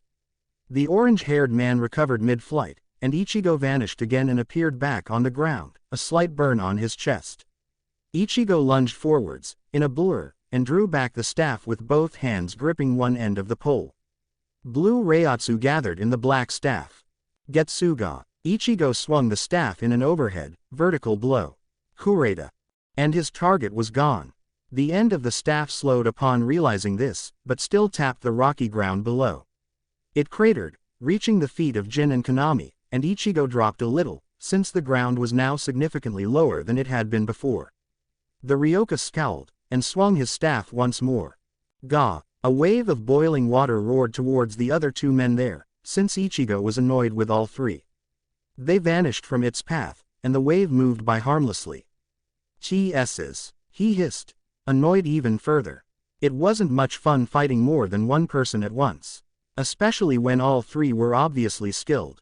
The action of taking his eyes from the 3 was unfortunate, however, when he knew nothing about the capabilities of his opponents. A blade skewered him, and blood sprayed. Ichigo stared down at the vastly extended blade that was sticking through his back and out of his chest. What in Kami's name? Sorry, Lord Aizen, I was getting bored, the grinning, teal-haired man said, not sounding guilty whatsoever. Sigh, that's fine, Jin. It would have been the inevitable ending no matter who dealt the blow. The blade retracted, turning back into the short, Japanese sword, and Ichigo dropped to one knee. I suppose I should put him out of his misery. Aizen walked to the now kneeling man, and prepared to remove the head from his body. No, Ichigo leapt at him, ignoring the blood that trickled from his mouth, and poured from his gut, and swung the staff at the traitor, aiming at Aizen's neck in a vicious strike. It connected, just barely, as Sozuke stepped away quickly. The tip grazed the front of his throat, and the traitorous captain was shocked to find that it, somehow, drew blood. How did a blunt weapon draw blood? Especially when wielded by one that I had calculated to be too weak to even draw blood from MA. The butt of the combined weapon slammed into the man's stomach, and Ichigo gave a grunt of exertion as a blade formed on the end of his staff and stabbed into the man he was against and seemingly outclassed by. Batsu, sir, his attack was interrupted, in a rather effective manner, as Jin's Zanpukto stabbed through his gut once more, retracted in the blink of an eye, and Ichigo dropped to the ground, very nearly unconscious and bleeding heavily. The staff faded away and a single, black-hilted and sheathed katana was left in its place. Sorry, Aizen-sama, I panicked, Jin said, grin not fading. No, you were right to intervene. Thank you, Jin, the brown-haired man said, with a prominent frown on his usually slightly smug face. Konami, please remind me, once we get to Las Noches, that I need to keep an eye on Ichigo Kurosaki. Of course, Lord Aizen. The blind man nodded and the two walked off to the side, leaving Jin next to the unconscious Artoka. The teal-haired man heard an almost silent groan from the grounded figure, and his grin grew. Ichigo. You need to keep quiet and learn what you can about what'll happen next. Ya don't stand a chance against Aizen like you are, after all. He wandered off to join his comrades, and Ichigo couldn't help but agree, largely, with the snake-like man's summary. But he still had a couple of tricks he'd use if he had to in order to save Rukia. All of a sudden, Ichigo saw that the African-American man had vanished, and now a strange rope-like Kido appeared in the spot he had just been standing. As the spell vanished, Ichigo was treated to an unpleasant sight. Renji's body, still alive but barely, dropped like a sack of potatoes and the orange-haired man's brown eyes locked onto the violet orbs of Rukia Kuchiki, who gasped. Ichigo. Tosen was replaced by Aizen, and Ichigo snarled as he lifted the girl, with ease, by her collar thing. Oi, Aizen-sama, I think that Ichigo'll fight again if you're too rough with her. I was under the impression that you'd want. I am alive to see what happens next with I am. You're right, Jin, it would be a shame to see such potential wasted. What do you propose I do? He asked, diplomatically. I'd say let the girl live. Not like her death matters, right? The brown-haired man pondered this for a few seconds. I suppose you are correct, Jin. But I will, in this case, make things more interesting. Tell me, Ryoka, do you know why Kazuki Urahara helped you with this endeavor? Do you know why I am targeting Rukia Kuchiki? Ichigo grunted a negative. Did you know that there are 4 basic fighting methods of Shinigami? Zanjutsu, Hakuda, Hoho and Kido. In those 4, there is a limit for each in regards to how strong you can possibly grow. Once a Soul Reaper reaches that limit, he will have mastered it. That will be the end of his growth in that area. Once he reaches mastery in all 4, he has reached his limit as a Soul Reaper. I cannot accept that, and so I must go past that limit. To do that, there is only one way. The Soul Reaper has to become something more, a hollow. Ichigo gave a slight twitch of recognition, and Aizen smiled. Either that, or a hollow can become a Soul Reaper. Either way, I must remove the barrier between those 2 opposing forces. That is the key to making the spirit's power even greater. I began my research on this subject. I focused mainly on turning hollows into Shinigami. I came close, but never truly succeeded. One such example, I believe you are familiar with, based on the Zanpukto I saw you wielding earlier. It was able to break Zanpukto and combine with other Soul Reapers.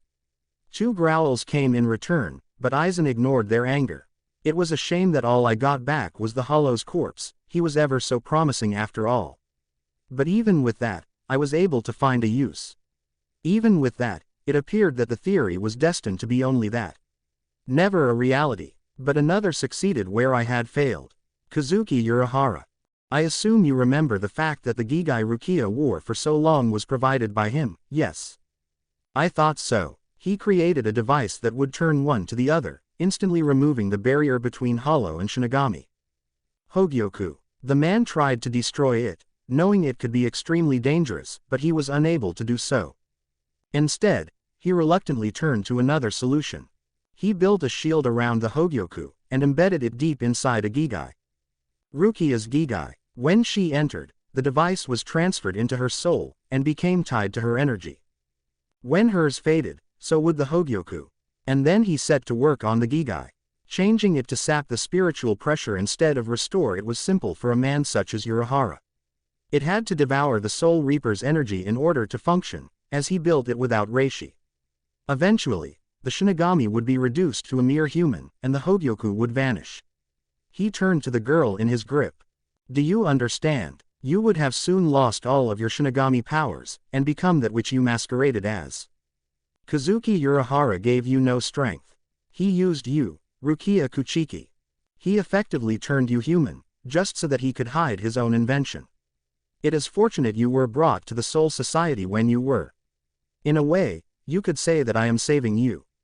You will be able to recover soon once I remove the Hogyoku from your body, and you will be able to fight as a Soul Reaper once more. Do not worry, he said, in a reassuring tone. I won't harm you. His hand raised to the inside of his Haori, and Aiizen. A Soul Reaper, for Ichigo wasn't sure he could be called a man, roared as he appeared behind the traitorous captain, and a massive blade crashed down on the unsurprised man. 909090. It has been a long time since you have shown your face, Sajin. Aizen commented to the wolf-faced man. Why the sudden change of heart? Does something ail you? He put on a faux concerned tone as he asked the second question. Aizen, how dare you stand there, nonchalant like that, Aizen? Komamura growled at his ex-comrade as the man held his Zanpukto steady with a single hand. You have betrayed all of us. You cannot be forgiven. He turned his focus to the blind Soul Reaper behind Aizen. Nor will you, Konami. The man drew back, and held his blade steady.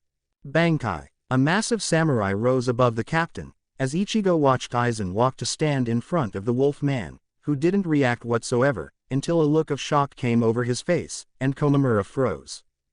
Hado number 90. Kurohitsugi. A massive, black box appeared around the massive captain, and spikes seemingly formed, stabbing into the coffin that now encased Sajin. The tomb vanished, and the, now bloodied, wolf fell to the ground. Kyoka Suigetsu's hypnosis is flawless. But even if it had a flaw, you would stand no chance against me. Wu, Jin began, with a grin. Hado number 90, that's some scary stuff. Especially without incantation. But it is incomplete, Aizen replied. That was but a third of its destructive power. He walked to Rukia. Now I do need to finish this rather quickly.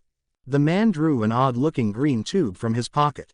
This is another of Urahara's inventions. It makes sense. He is the master of storing things in souls, after all. Ichigo didn't see what Aizen did, but a cloud of smoke rose from the object, and wrapped around the man's arm. When it dissipated, the skin was covered by dark green scales, and Aizen looked at it with a look of slight interest. Well, Rukia, I would recommend holding still. I wouldn't want to make a mistake. Aizen's hand thrust forwards, passing through Rukia's torso before it was quickly pulled back out. A hole, caused by the hand, instantaneously closed, and Aizen nodded, expecting as much. How fascinating. I didn't expect it to be so small. He looked at something in his hand, and continued.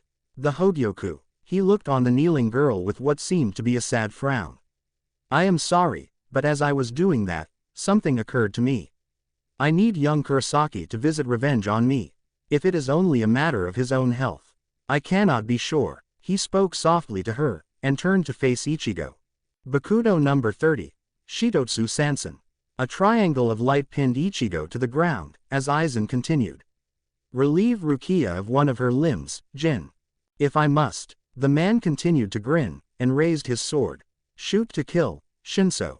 The blade extended in the blink of an eye, as Ichigo gave a yell of shock and anger, his struggle to escape the Bakudo confines only leading to blood rushing from his gut, and shot at Rukia, aiming to maim the short Soul Reaper. With a gasp, the blade hit, and stabbed into the body of a Shinigami, but an instant later everybody saw that it was not the one the snake had intended. Oni-sama, no, Rukia gasped, as she saw her rescuer. Hey, I guess he's got some good in, I am after all. Ichigo, along with his fellow spirits, was glad that the Reaper girl wasn't hurt.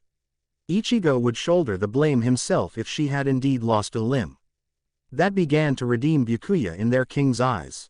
Aizen watched with a mild expression of shock, until his attention was drawn upwards by a strangely shaped shadow rapidly growing larger. Sprinkled on the bones of the beast. Sharp tower, red crystal, steel ring. Move and become the wind, stop and become the calm. The sound of warring spears fills the empty castle. Hado number 62 Reikoho. Ichigo's mouth twisted into a, slightly pained, grin. He would have recognized that voice anywhere. Unfortunately, he was a little preoccupied at that moment, and so their reunion would have to wait. Don't move, Aizen. Another familiar tone came from where Aizen appeared to avoid the colossal yellow blast, and Ichigo saw a dark-skinned, purple-haired woman and a smaller, black-haired and light-skinned Soul Reaper both positioned to attack Aizen. One with a drawn back foot and leg, the other with a small-ish Zanpukto placed against his throat. Or we're going to cut off your head. Soi Fan finished Yoruichi's statement, pressing Suzembaki against the traitor's throat for emphasis. Yes, I can see that, Aizen said in response, still wholly calm. Kukaku, Yoruichi called, with a grin. Good to see you got my message. That's right. Now, where's this Ichigo guy you were bragging about? Wait, Ichigo saw her at an angle. Had she lost an arm? No, no way. Bragging. I wouldn't call it bragging, I just thought you two ought to meet. It sounded a lot like bragging, to me. Lady Yoruichi, do you not think there could be a better time for you to have this conversation? Yeah, I guess so, little B. Wow, that was flashy. Jin grinned. Now what should I do? You shouldn't even move, the lieutenant of Squad 10 hissed, appearing behind the teal man and placed her blade under his chin.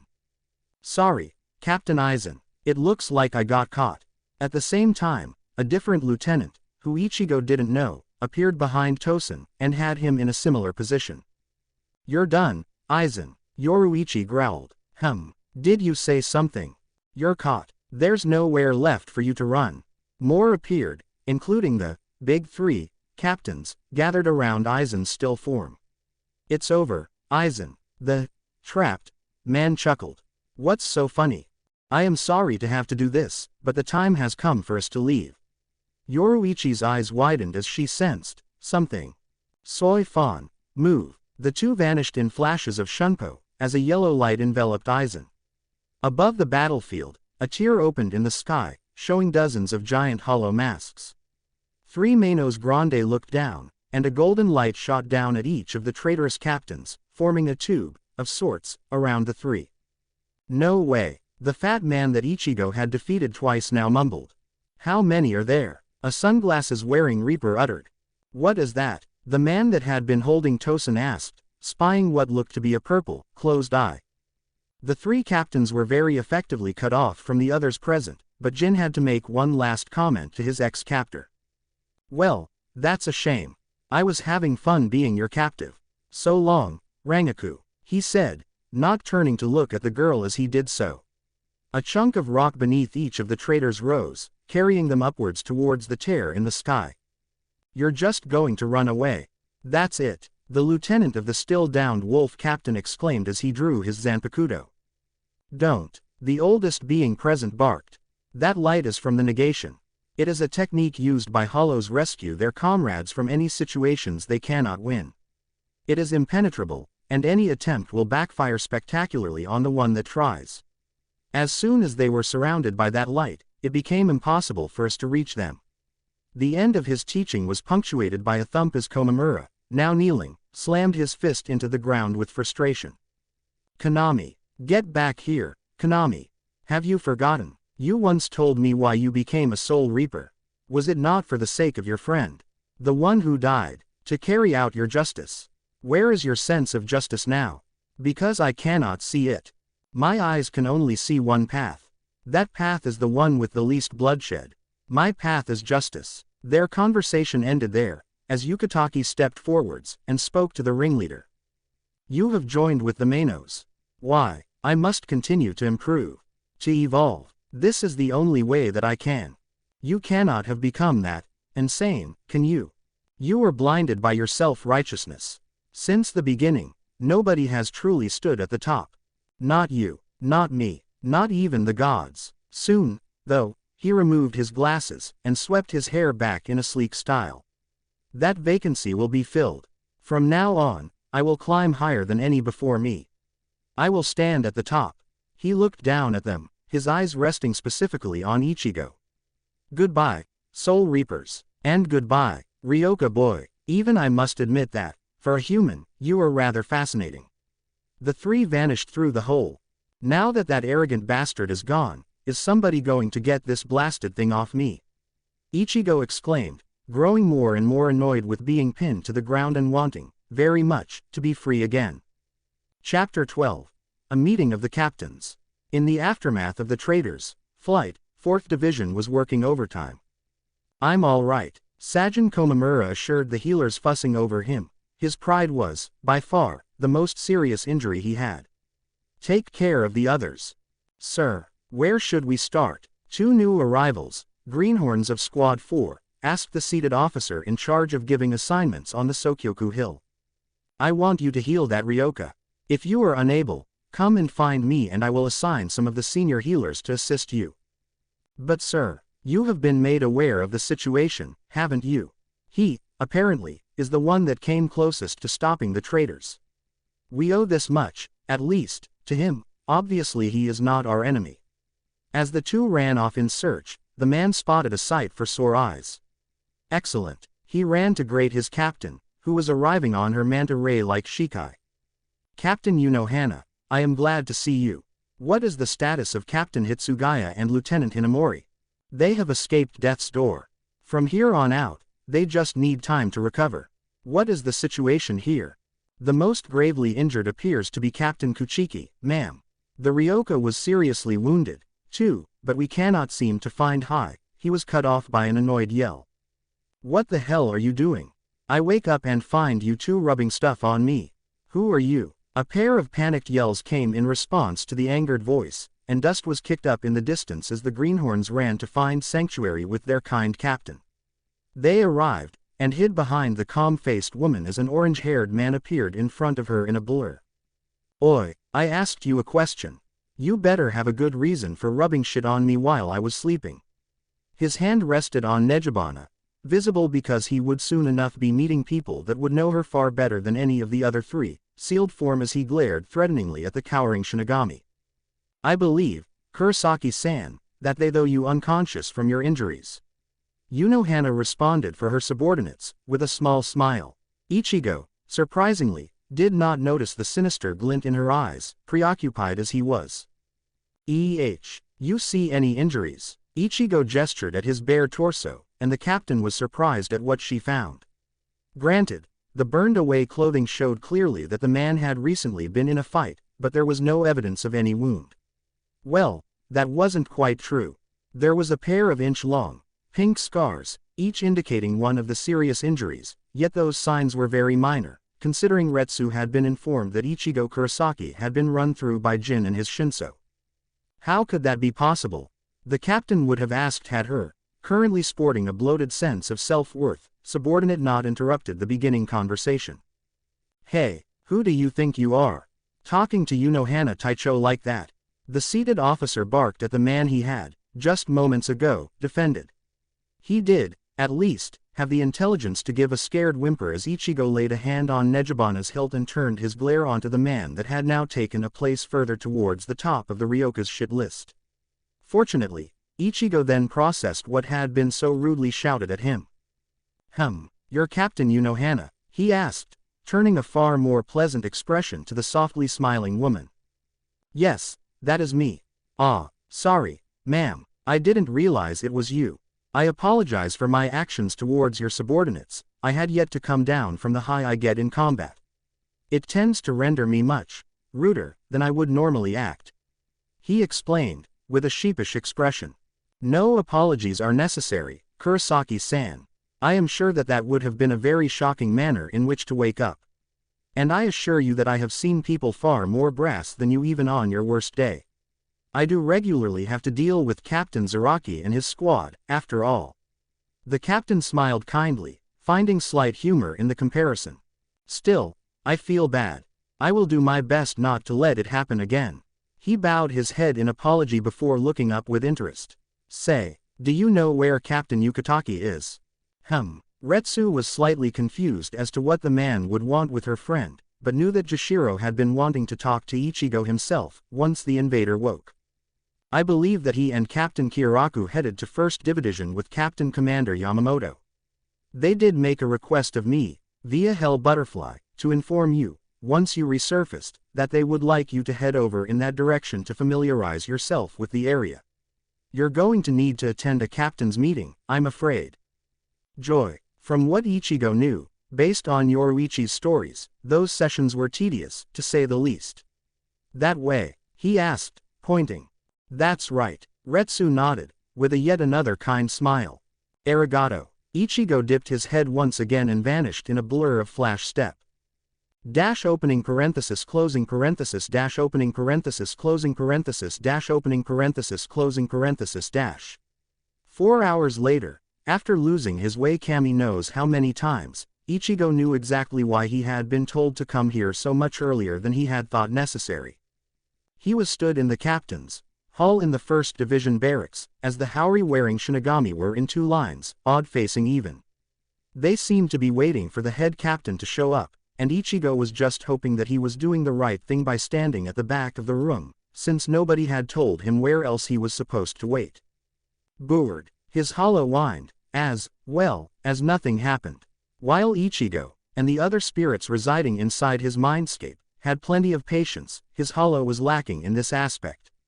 Hey, see if the bell guy wants to have another fight. The violent spirit suggested. That would be the worst thing Ichigo could do. We need to make an effort to repair the damage of our first impression. Most of these soul reapers will be far from fond of us. The old man interjected, his tone reflecting the endless patience he possessed. Agreed. Nejibana contributed, knowing that the calm-headed Zanjetsu's idea was far superior. It wouldn't do to anger the soul reapers further, they were guests in the Sarate, after all. Any further debate was prevented as Ichigo's attention was grabbed by a strange, clunking boom approaching from outside the meeting hall. It sounded like a cane. Or, at least, a cane amplified to an unreasonable volume. His guess was proven correct soon enough, as the captain commander strode into the room. For some reason, the old man had donned his disguise once again, pretending to be as frail as a human of his appearance. Ichigo assumed this was a tactic that came in handy, as any enemies of the Soul Society would dismiss the head captain as a non-threat. Effective. Idly, Ichigo wondered whether Yamamoto had reached the stage Aizen had been speaking of, the mastery of all 4 fighting styles. Not that the hybrid Shinigami ever expected to find out, the old man hadn't fought anywhere near him, and was unlikely to do so in the future. From what the human Shinigami knew, the oldest Soul Reaper very rarely participated in combat. Regardless of that, the oldest Shinigami commanded respect as he strode down the aisle created by his subordinates. The thrum of power that accompanied each thud of his sealed Zanpukto striking the ground was impressive, if unnecessary. The Reaper, walking at a slow pace, reached his seat, the only one in the hall, and each captain, along with their lieutenants, turned their attention to the old man. The matter at hand is of vital importance.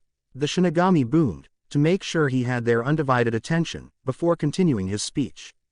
The discovery of a traitor in our midst would be no matter what, but for 3 captains to be working hand in hand with Hollows has previously been unthinkable. I resent that, Hollow Zanjetsu announced. There's nothing wrong with Hollows. Look at me, I'm fine.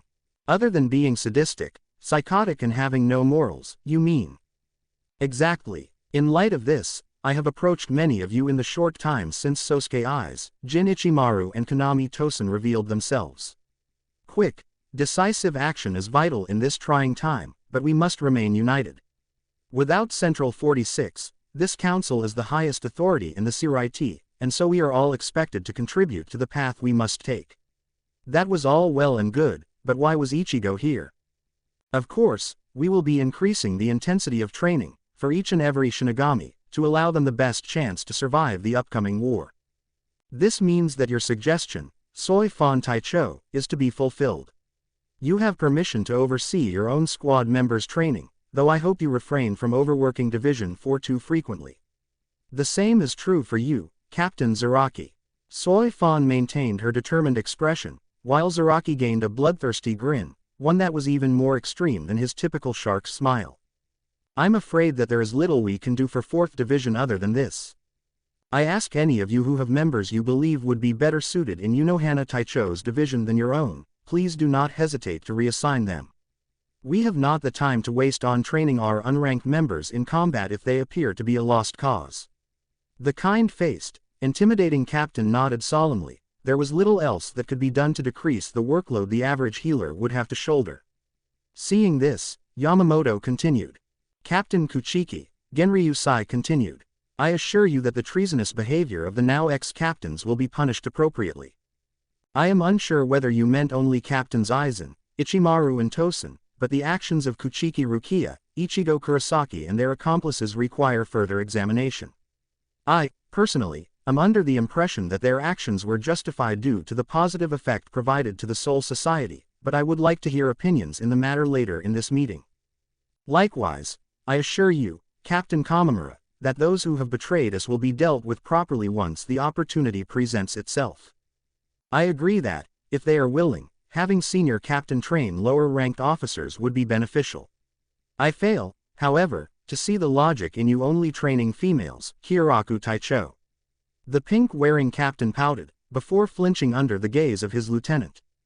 The sudden absence of captains is another issue I intend to seek counsel on from the gathered captains at a later date, Hitsugaya Taicho. Captain Kuritsuchi, I am afraid I cannot condone experimenting on Ichigo Kurosaki at this time. It is doubtful that you can replicate his ability to wield multiple Zanpukto, as it has previously been theorized impossible. The clown-faced captain scowled, and shot a hungry look at Ichigo. That was disconcerting. Behind him, his daughter lieutenant maintained her robotic expression. And, Captain Yukitaki, I agree that it is logical to send scouts, in the form of ranked members, to the academy to search for potential early graduates. This will help us in a wartime scenario, I am sure most of you will agree. The white-haired captain appeared content with this outcome. Are there any objections? Yes, a certain, extremely creepy captain exclaimed. On what grounds? Kurosaki will best serve the Soul Society in my lab. Do any agree? No hands raised. Then the notion is dismissed. None of the other captains felt the need to raise issues, as they were all certain the Su Taicho had given this plenty of thought, and most of the suggestions were beneficial to them, as well as the captain that had suggested it. This does not explain why we are here. Old man Zanjetsu pointed out to his wielder. Yamamoto-sama, Ichigo asked, remembering to use the honorifics he so often didn't bother with. Yes, Ichigo Kurosaki, the old Soul Reaper responded. This is all well and good, but why am I here? He glanced around at the rest of the other occupants. From what I understand, only captains and their second-in-command are allowed in these meetings. You are right, but I believe that, since we need to settle on what needs to be done with you, it was best for you to simply sit in on our discussion. As no objections were raised, there was no need to remove you. To the room as a whole, Genryu Sai continued. What suggestions do we have on how to deal with Kurosaki Ichigo? The makeup-wearing captain opened his mouth. Other than experimenting on him. I'll fight him, Zaraki suggested, enthusiastically. Good idea, Ichigo agreed. Does anyone agree with this course of action for Kurosaki Ichigo? The captain commander asked wearily. Nobody did. Hold on, Su Taicho, Yukitaki interjected, a thought occurring to him. Are you only asking in regards to punishment, or is the matter of whether he deserves to be punished still up for debate? A good point, Yukitake Taicho. The oldest occupant nodded. Who believes that Kurosaki Ichigo deserves to be shown leniency for the beneficial consequences his actions have had for our society? By a show of hands. As was customary, Yamamoto would not vote unless there was a need for a tie break. The others present were rather surprised to see Soi Fon raise her hand, not knowing that she and the Ryoka were, at the very least, not on bad terms. The strict captain would usually have been one of those firmly in the punishment camp. Her lieutenant, barely managing to stand on his own, looked as though he felt betrayed by his captain at that moment. Hana, likewise, raised her hand. She did not think that Ichigo deserved any real punishment for rescuing one of his friends from such a horrid fate. Particularly since most of the captains had reached the conclusion that Aizen was behind Rukia's crimes. Byakuya did not raise his hand. Not altogether surprisingly, he believed that, since Ichigo broke the rules, the human-turned Shinigami deserved some form of punishment, even if that suggested by the least sane of their number was not what he had in mind. Kamamura raised his hand for the reason that he blamed Konami for whatever wrongs Ichigo was forced to commit. Shunsui was lenient, anyway, and so did not wish to see Ichigo punished unnecessarily. Toshiro was conflicted on the matter but, eventually, chose to stay as he was. The invader's actions, though justified, had done serious damage to his division's compound and hurt a couple of his subordinates. It wouldn't do to be overly forgiving. As Ichigo watched the small, white-haired captain contemplate what he ought to do, it became apparent that it was miraculous the prodigy was standing, let alone present. He was pale from blood loss, or Raryoku depletion, and a good portion of Hitsugaya was wrapped in bandages. Zaraki was still hoping Ichigo would have to fight him for punishment, and so did not raise his hand. Kuretsuchi, likewise, was hoping for the Ryoka's punishment to be beneficial to him in his research. Finally, and showing that Ichigo's actions were appreciated, Yukitake raised his hand rather quickly. The sickly Taicho was grateful that Ichigo had helped save Rukia, and saw no reason to punish him for doing what was right. That made it 5-4 in favor of leniency, and Ichigo was glad. It would have been unfortunate if he had to leg it out of the Soul Society, just like he did coming in. Very well, the head captain boomed once again. Kurosaki Ichigo is to be pardoned for his crimes as they were in the interest of the greater good. The old man announced, before his tone became slightly less formal. And, if we are not to punish you, Ichigo Kurosaki, how do you believe we should proceed? Me, why are you asking me? Shouldn't that be up to you? Ichigo suggested, none too subtly, with surprise obvious in his tone.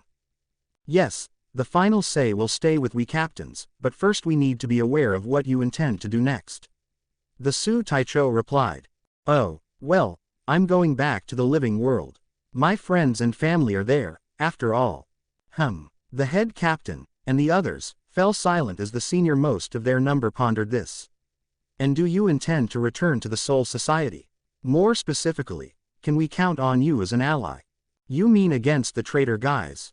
Yamamoto nodded. Sure, I'm still a human, and everything, but I'm involved in this fight now, whether I like it or not. And I'm sure as hell not siding with that arrogant bastard. Okay, then why are you choosing not to remain in the Soul Society? In this environment, you are certain to grow stronger. Why was the old man arguing this point? It seemed strange to Ichigo. Well, yeah, but I'd have to give up my life in the living world, right? Most likely parts of it would no longer be available to you, yes. The Su Taicho admitted. Then I'm not going to do that. No offense to you all, but the only person living here that I have an actual bond with is Rukia and...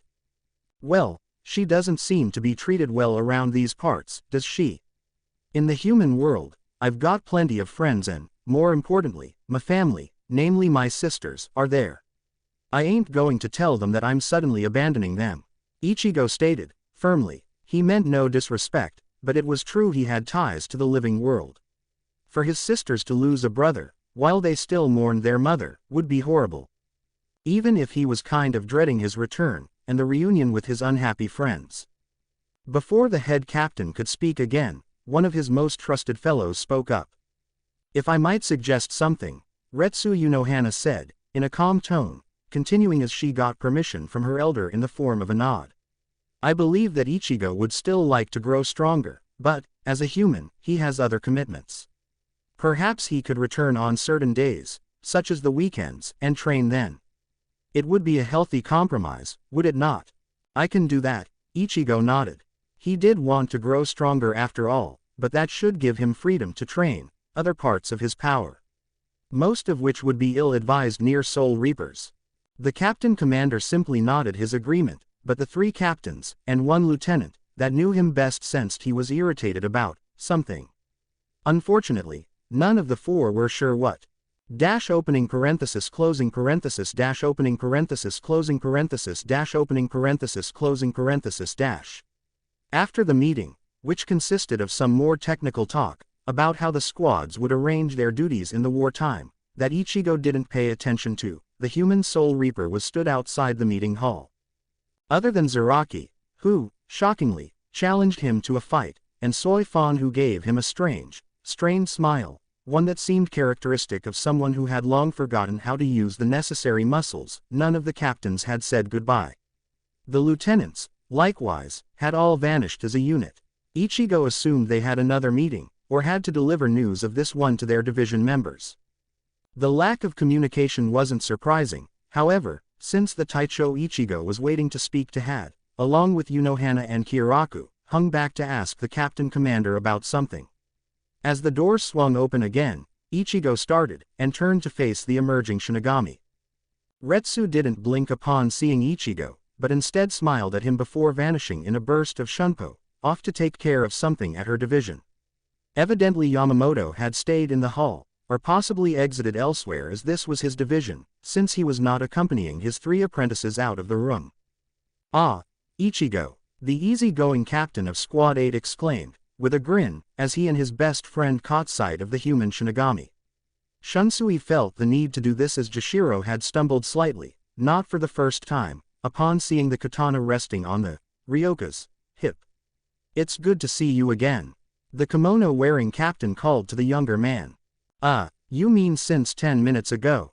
It was an overly enthusiastic reaction, from Ichigo's point of view, but the captain seemed the type to get excited easily. Of course. The man grinned, before looking around the area. The subsequent frown surprised Ichigo, and he tensed up, expecting something serious as Shunsui continued. Hey, have you seen my Nanao-chan? Though he may have been wrong. I'm not sure who that is. Ichigo deadpanned, forming an opinion of this man based on the information he'd gleaned from Nejibana, the suggestion he had made to the head captain, and this brief conversation. Let's just say Ichigo was very glad he was male. He imagined that, for those of the fairer sex, this man may be very irritating. Oh, she's my adorable lieutenant. Yep, Ichigo was right. About yay high. Always looking stern. Brown hair that, no matter how much I plead with her, she never lets flow free, oval glasses, and usually a big book. He smiled brightly at being afforded the opportunity to describe her in such detail without the risk of being whacked for doing so. Oh, right, Ichigo nodded, with only a fraction of his discomfort showing. She, went with the rest of the lieutenants. I'm not sure where. Okay, thanks, she must be at one of their meetings, that explains why she would leave me behind. Adjusting his straw hat, Kiraku nodded to the 2 as a goodbye, and vanished in an impressive show of shunpo. Forgive Shunsui, he has a tendency to get over-enthused when discussing females. Or alcohol, or parties, Jashiro commented, amused at his old friend's actions. I noticed. Ichigo smirked, before realizing his mistake. I'm sorry, Captain Yukitaki, I forgot my manners. There's no need to apologize, Kurosaki-san. If I am correct in my assumption, we are already well acquainted. Ichigo's hand came to rest on Nejibana's pommel, and Yukitaki continued with hope he was correct. I have to ask, are you Kaian? That is a difficult question. Ichigo rubbed the back of his neck, unsure of how to respond. Is it okay if we go and sit somewhere? I need a moment to get the facts clear, myself, enough to tell them, and I know that it's best for you to avoid standing for too long. Of course, Jashiro nodded. But, if we are doing that, would you not rather wait for everyone to be able to hear it at once? Or, at the very least, want to tell Kukaku and Ganju first? Oh, sorry, Ichigo apologized. I meant to sit at the Shiba house. I'm pretty sure that they're waiting for me, since Yoruichi had to drag Kukaku off to stop her from confronting me on my deathbed. If you know where to find Rukia, it might be best to pick her up on the way, too. The girl hadn't had time to process the Ichigo Kaien's situation during the chaos, but would definitely want to know. A good idea, Yukitake nodded. So, to the Shiba household, via 4th Division. That was where Rukia was currently being checked over. Hi. That sounds right to me. Chapter 13. Third time's the charm. As Ichigo and Jashiro began their journey, at a slow pace to accommodate the latter's illness, two women were sat at a table, arguing heatedly.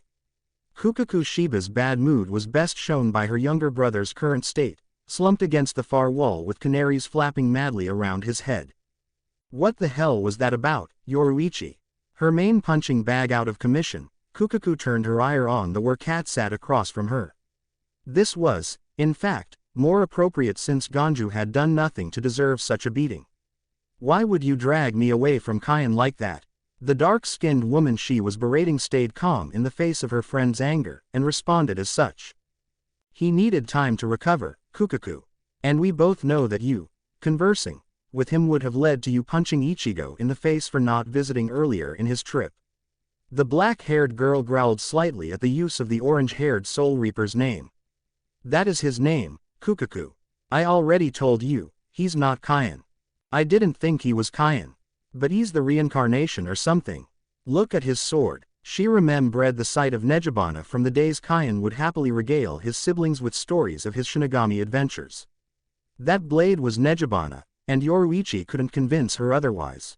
I've said this 100 times now, Kukaku, Ichigo has more than one Zanpukto. We don't know what his having Nejibana means.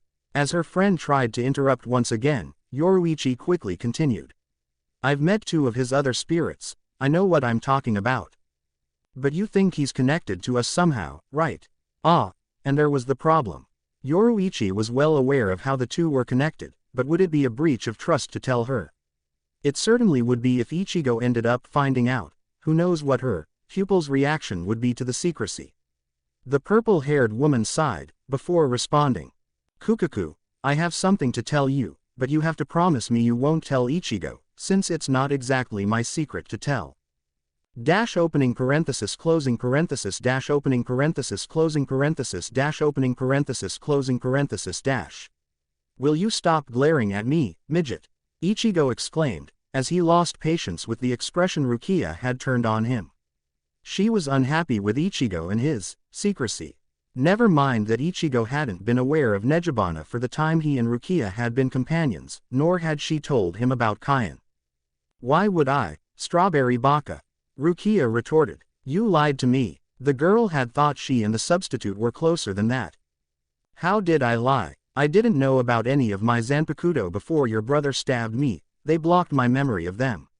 Ichigo wasn't thrilled that he'd lacked that communication, either, since it felt so weird, in retrospect, to be without his spirits. Besides, I've told you now, haven't I? Too late. Besides, I'm certain that you only came to pick me up because Yukitake Taicho suggested it.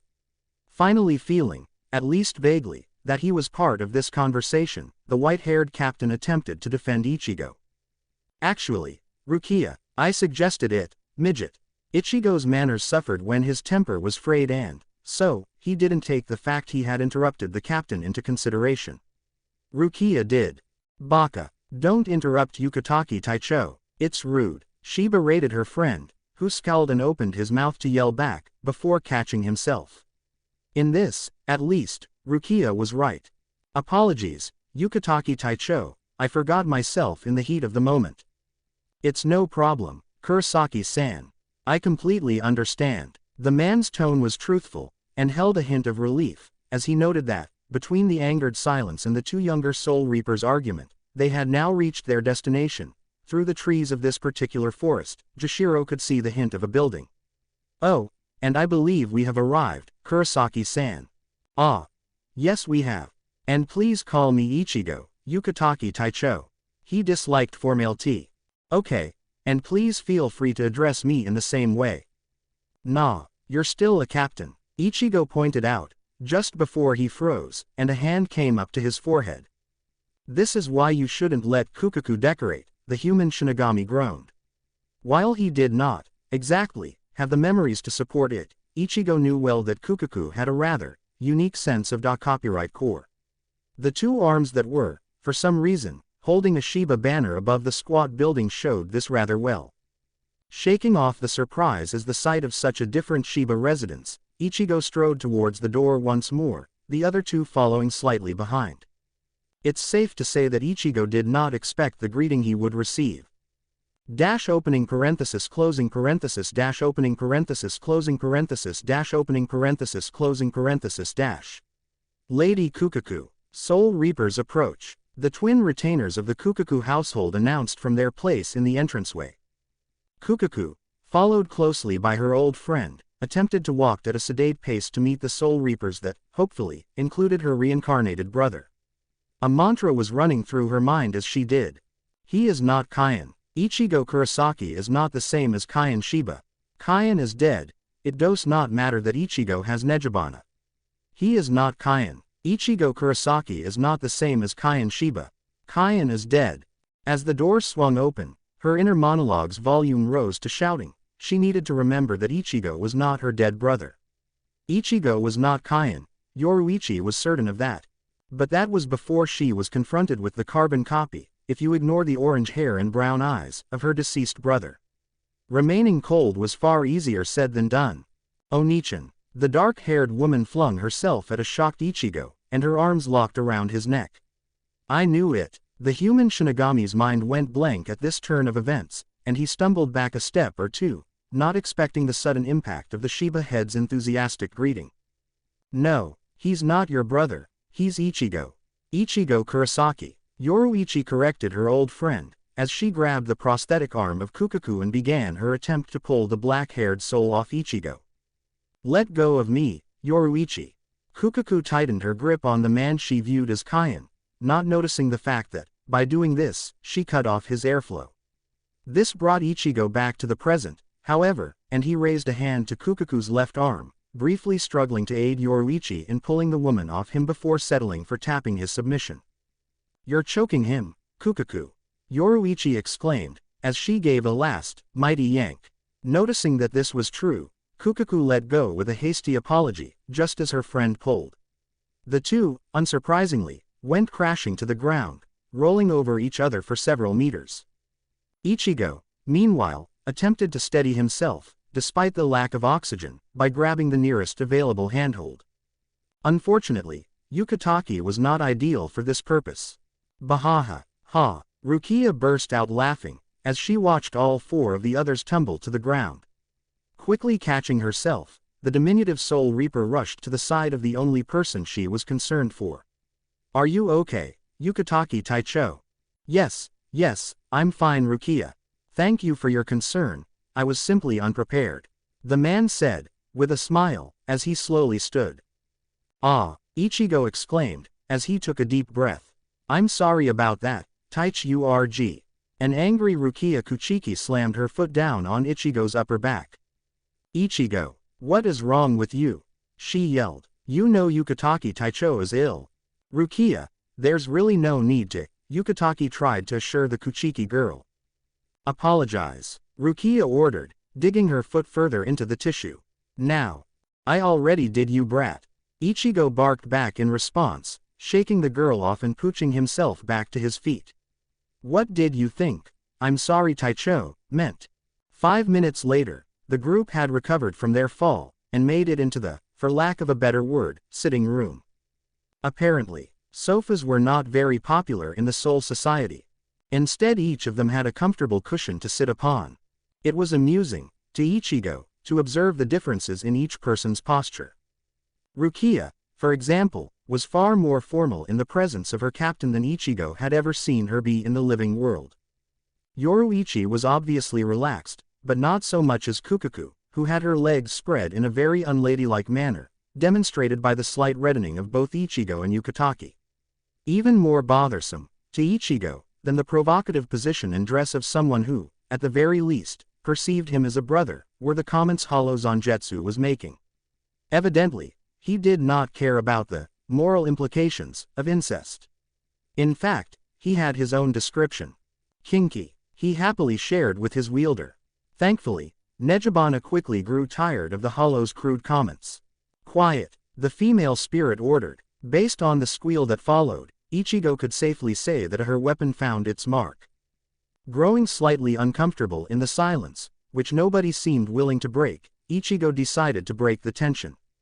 So, I can't help but notice you didn't give me as enthusiastic a greeting as Kukaku, Taicho. Why is that? He asked with a smirk. Yukataki's following chuckle showed it was well received. And you believe that would be well received by Yamamoto-sama, interrupting a captain's meeting to have a reunion? Maybe not. Ichigo grinned. Besides, I was aware that you and Kyan are not one and the same. Ichigo nodded slowly in return, and awaited the next question, since this was the perfect opportunity to broach the subject. About that, how do you have Nejibana? Everyone in the room visibly perked up at this, even Yoruichi wishing to hear the explanation. Ichigo cleared his throat, and began. He had organized his explanation, with the help of the female spirit, and was glad he did as it was a subject he himself had some trouble getting his head around. You all seem to have deduced that I must be the reincarnation of Kyan Shiba, right? The four listening nodded the affirmative. That was the most logical conclusion, after all. I am, according to Nejibana, and I can't think of anything else that'd make sense. As Kyan, I died, then, as Ichigo, I was born. Not hard to understand that, but for some reason, one that none of my Zanpukto will tell me, though I feel like they know, I still had dormant Shinigami abilities. At the same time, Nejibana did not properly die when I did. It was that bastard Hollow's powers, I can't remember its name at the minute, that saved her. In fact, they separated her from the rest of my, or should I say Kyan's, soul, somehow, but she survived. Eventually she found me again, and managed to bond to my soul as Ichigo. I have no explanation as to why that was possible, other than the fact that, apparently, my soul is more porous. That was true, though Ichigo couldn't remember the term for it in spiritual terms, even if it was not the whole truth. And my Ryutsu called out for help after something traumatic happened to me. She, and Tabagarasu, found me then. Well, Tabagarasu did. Nejibana had always been with me. That just woke her up, I guess, and now she's one of my partners. Ichigo nodded to himself, before continuing. To answer what I guess will be your next question. I have some memories from my time as Kyan, but those are mostly either vague, or the ones that stood out to Nejibana, as she was a part of my soul back then and so I have memories from her. His scowl, which had faded away earlier in the conversation, came back in full force at the difficulty Ichigo was having explaining this. Something is holding back the rest of my memories, and I'm sure that I could regain them, though I haven't any idea what that is. He shrugged. That was the best he could explain the situation, without going into more detail that would just confuse him, and everyone else, unnecessarily. Any questions that I can answer? Yeah, I have one, Kukaku said, with a very visible frown. Does that mean you're not staying? No, I'm sorry, I have a family back in the living world. But I'm going to come back to the Soul Society often, if only to train, if that helps. Well, that depends. The dark-haired woman commented. Do I have to drag you here to make sure you stay with family, or will you come willingly? She growled at him. I'd love to stay here. Ichigo nervously chuckled, not wanting to test his mettle against his sister. Good. The current head of the Shiba family nodded, finishing her queries. On that topic, can I assume you aren't going to retake your place as lieutenant? Jashiro was fairly sure of the answer, but wanted to check. No, Ichigo exclaimed, before catching himself. I mean, no, Taicho. If I was going to become a part of the Gote 13 again, I'd end up being forced to be a captain. He shivered at the thought of trying to manage the paperwork on top of everything else. Captain, Rukia interjected. You have a bankai. I didn't see you use it. Unless that strange staff was it. I didn't use any of them. Ichigo answered. He would have elaborated, had Rukia not responded so quickly. What? Why not? Rukia glared at her ex-roommate. You didn't think it was necessary, Baka. Well yeah, but what? You didn't want to try to stop Aizen. Of course I wanted to stop him. I couldn't use it be. So you're lying then, here in front of Yukatake Taicho. Rukia, Ichigo yelled, shutting the girl up, as she glared at him. The technique I did use, was the strongest one I could. All of the Shikais together are stronger than any one of my Bankai against an enemy like Aizen. You saw what happened to Kamamura with his Bankai. No guarantee from using one that you'll beat a captain, especially not one like Aizen. He was strong, obviously. If you could use all of them in Shikai, I'd ask why you didn't use all of them in Bankai. Yukatake spoke, though he was fairly certain of the reason again. The captain was intelligent enough to know the strain that would be put on Ichigo's spirit with more than one Bankai. Ichigo grinned at the query, and answered. Chances are, it'd kill me. Ichigo answered, with a chuckle, as he laid a hand on Nejibana, on his left hip. And I'd take a good number of people with me when I went. My reserves are pretty deep, after all. When, not if, my power became unstable, I would take a good portion of the Soul Society out along for the ride. My Zanpukto assure me of that. Even 2 Bankai would potentially kill me and anyone in the vicinity. He smirked over at Rukia. That would have included you, midget. The small girl grumbled, and may have muttered an apology, though Ichigo could not say for sure. Dash opening parenthesis closing parenthesis dash opening parenthesis closing parenthesis dash opening parenthesis closing parenthesis dash. Ichigo was wandering through the Siraiti, having just left the Shiba residence. If he was staying here for the time being, until there was time for the bureaucracy needed to send him home, specifically, he might as well begin training. Currently, he wanted to get started on the Hakuda techniques. Since he lacked even a fraction of the technique he'd seen from most of the specialist squad, and hopefully he'd be able to effectively train that even while keeping his Ryutsu suppressed. He'd use Urahara's training ground when he could, and the man had no choice about that after the stunts he'd pulled, but there was only so much time he could spend away from his family before his sisters got upset with him. Not to mention Yoruichi's weird recommendations about him speaking to Soifon before they returned to the human world. Goat-Shin would probably get annoyed if he left for too long, as well, but Ichigo wasn't particularly concerned about his dad's feelings. While he was making his way to 2nd Division, at a slow pace as he was lost in his thoughts of home, and the reactions he was going to receive, Ichigo did not register the fact that a captain was making his way towards him. A captain and his lieutenant. Ichigo, Ichi-kun. The orange-haired man turned at the enthusiastic, if unnerving, yell followed by a childlike call. Seeing who had found him, Ichigo paled, before ignoring his more vocal spirit and taking off at a run. I'm not fighting you, Kenpachi. That sounds like you've got a choice. Kenpachi leapt forward, his battered Zanpukto swinging at his would-be opponent. Damn it, the human-turned Shinigami had vanished in a blur of Shunpo, and Zaraki was left without anybody to fight. Did we lose the game of tag, Ken-chan? Yakiru asked, disappointed. Ichigo is fast. Dash opening parenthesis closing parenthesis dash opening parenthesis closing parenthesis opening parenthesis closing parenthesis dash opening parenthesis closing parenthesis dash. You fool, crack. How dare you, crunch. Shame me in front of, thwack. Lady Yoruichi. Marekio Omaeda, lieutenant of the 2nd Division, groaned, lying on the ground in a heap after his captain had decided to take her revenge. Captain Soifon was muttering about her pathetic lieutenant even as she felt a large and familiar, as of her fight with Yoruichi, presence approaching. How she felt about the man nearing, she was not sure. On the one hand, he was obviously an asset to the Gote 13. On the other, he was too close to Yoruichi for her to be happy to meet Ichigo.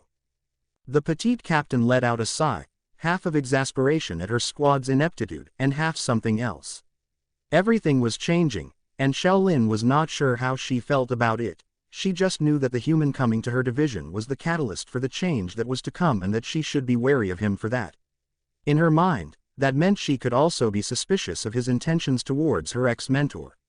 This was the perfect chance for her to interrogate Ichigo on this matter. Ichigo, on the other hand, had nothing at all against the assassin captain. Even though she briefly broke his nose, it was completely justified. He'd been holding Tabagarasu to her throat, after all. Omeda was just staggering to his feet, as a black and orange blur rushed through the grounds, and came to a stop across from him, revealing itself to be the human Shinigami that had, so far, defeated the overweight lieutenant twice in battle.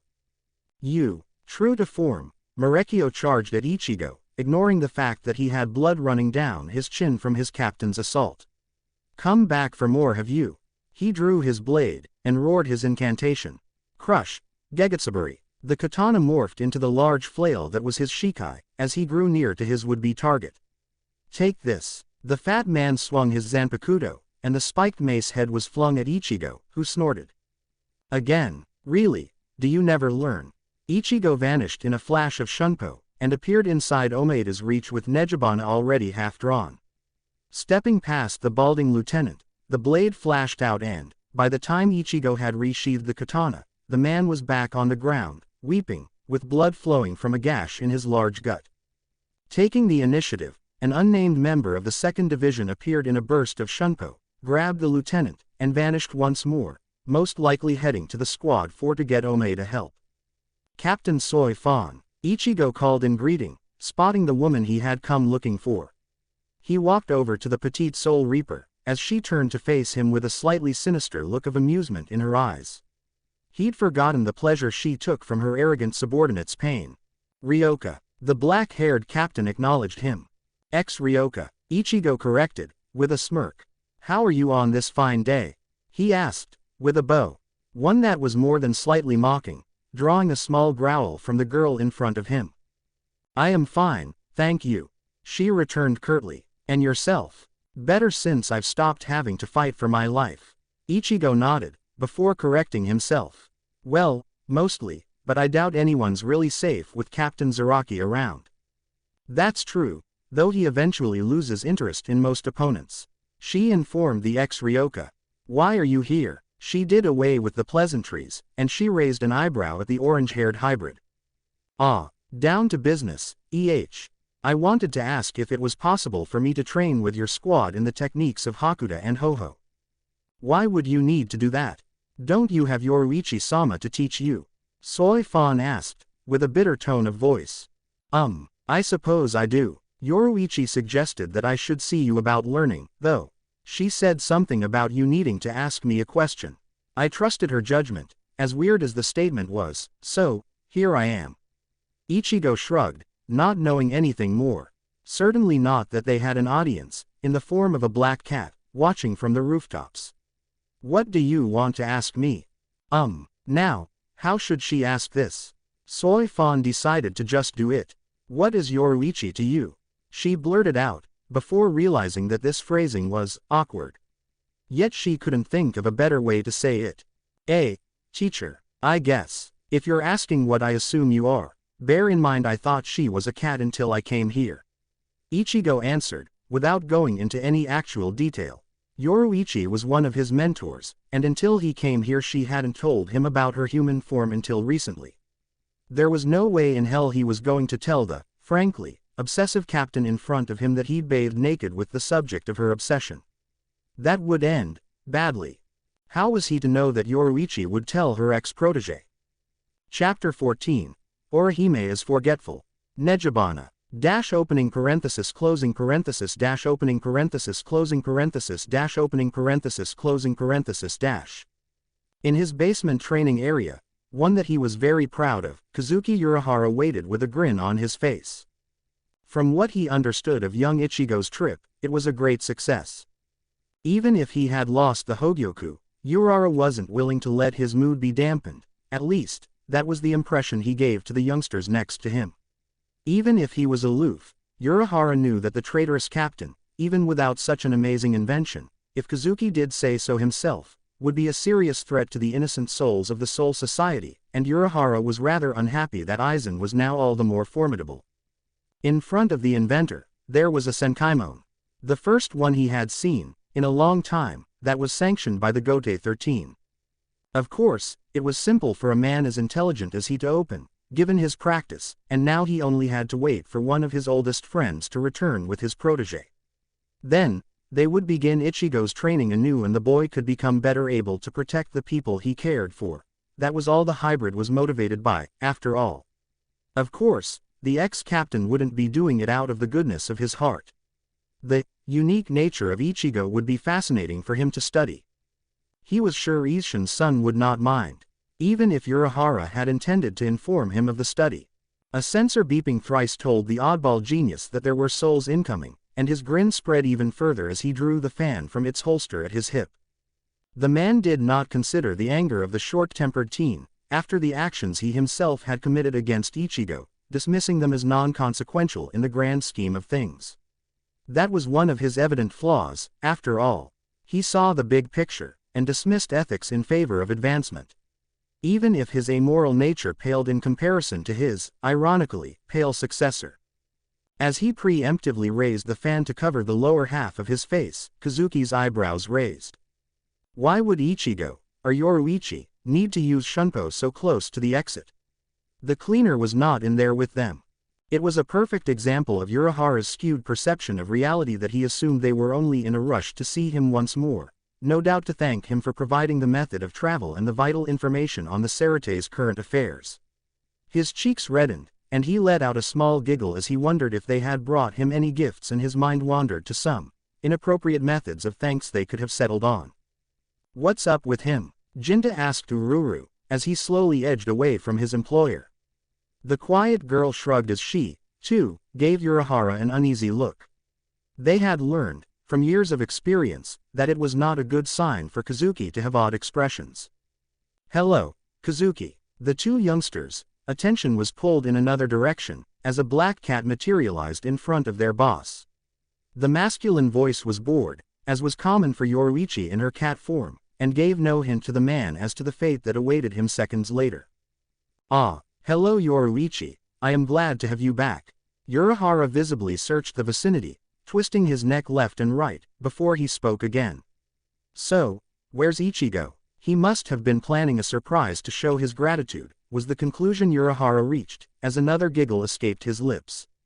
"That was a strange noise, hat in sandals," a voice commented, from behind Kazuki, in a venomous tone. The bucket hat-wearing man twisted in surprise, just in time for a fist to collide with his face, and he was sent tumbling onto the ground with a series of strange noises that, to Ichigo, sounded like expressions of disappointment interspersed with grunts of pain. As were those. Ichigo looked at the crumpled man with confusion, before continuing. "That was for putting the exit 100 meters in the sky." He walked to the green-dressed man, and grabbed the front of his shirt. "This is for sending me to get one of your failed fucking experiments, and for almost killing Rukia for the sake of destroying the same goddamn thing." Ichigo pulled the man up with his left hand, and drew back his right, clenched into a fist. "Oh, and as a fair warning, this is going to hurt. Dash opening parenthesis closing parenthesis dash opening parenthesis closing parenthesis dash opening parenthesis closing parenthesis dash." Ichigo wasn't going to enjoy this.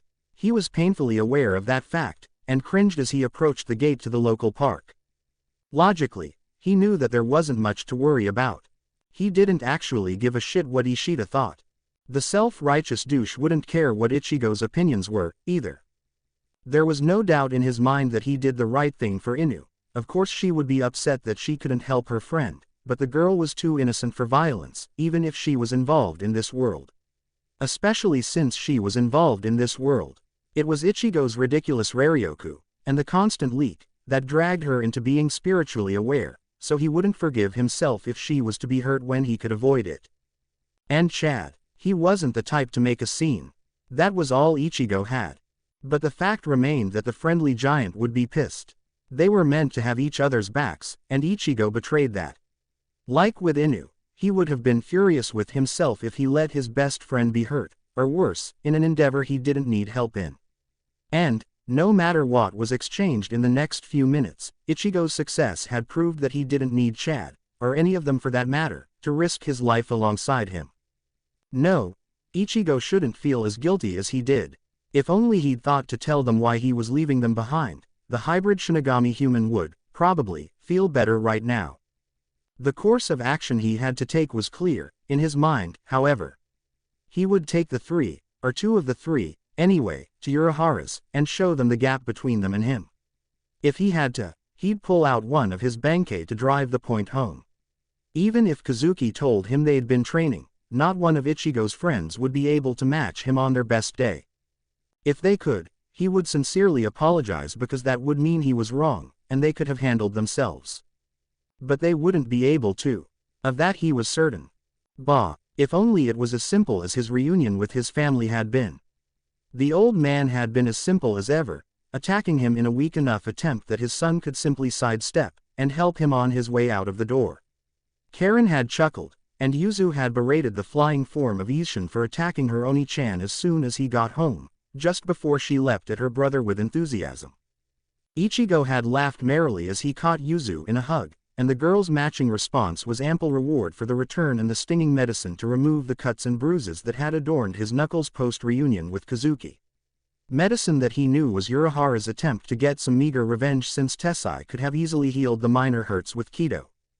Karen had hidden her own enthusiasm behind a smirk, but had returned Ichigo's hug happily as the three stepped into the house, leaving their father to whine and moan about being left in the cold by his cruel children. They hadn't held any grudges against him, but the same was obviously not true of his friends. The reason this was obvious.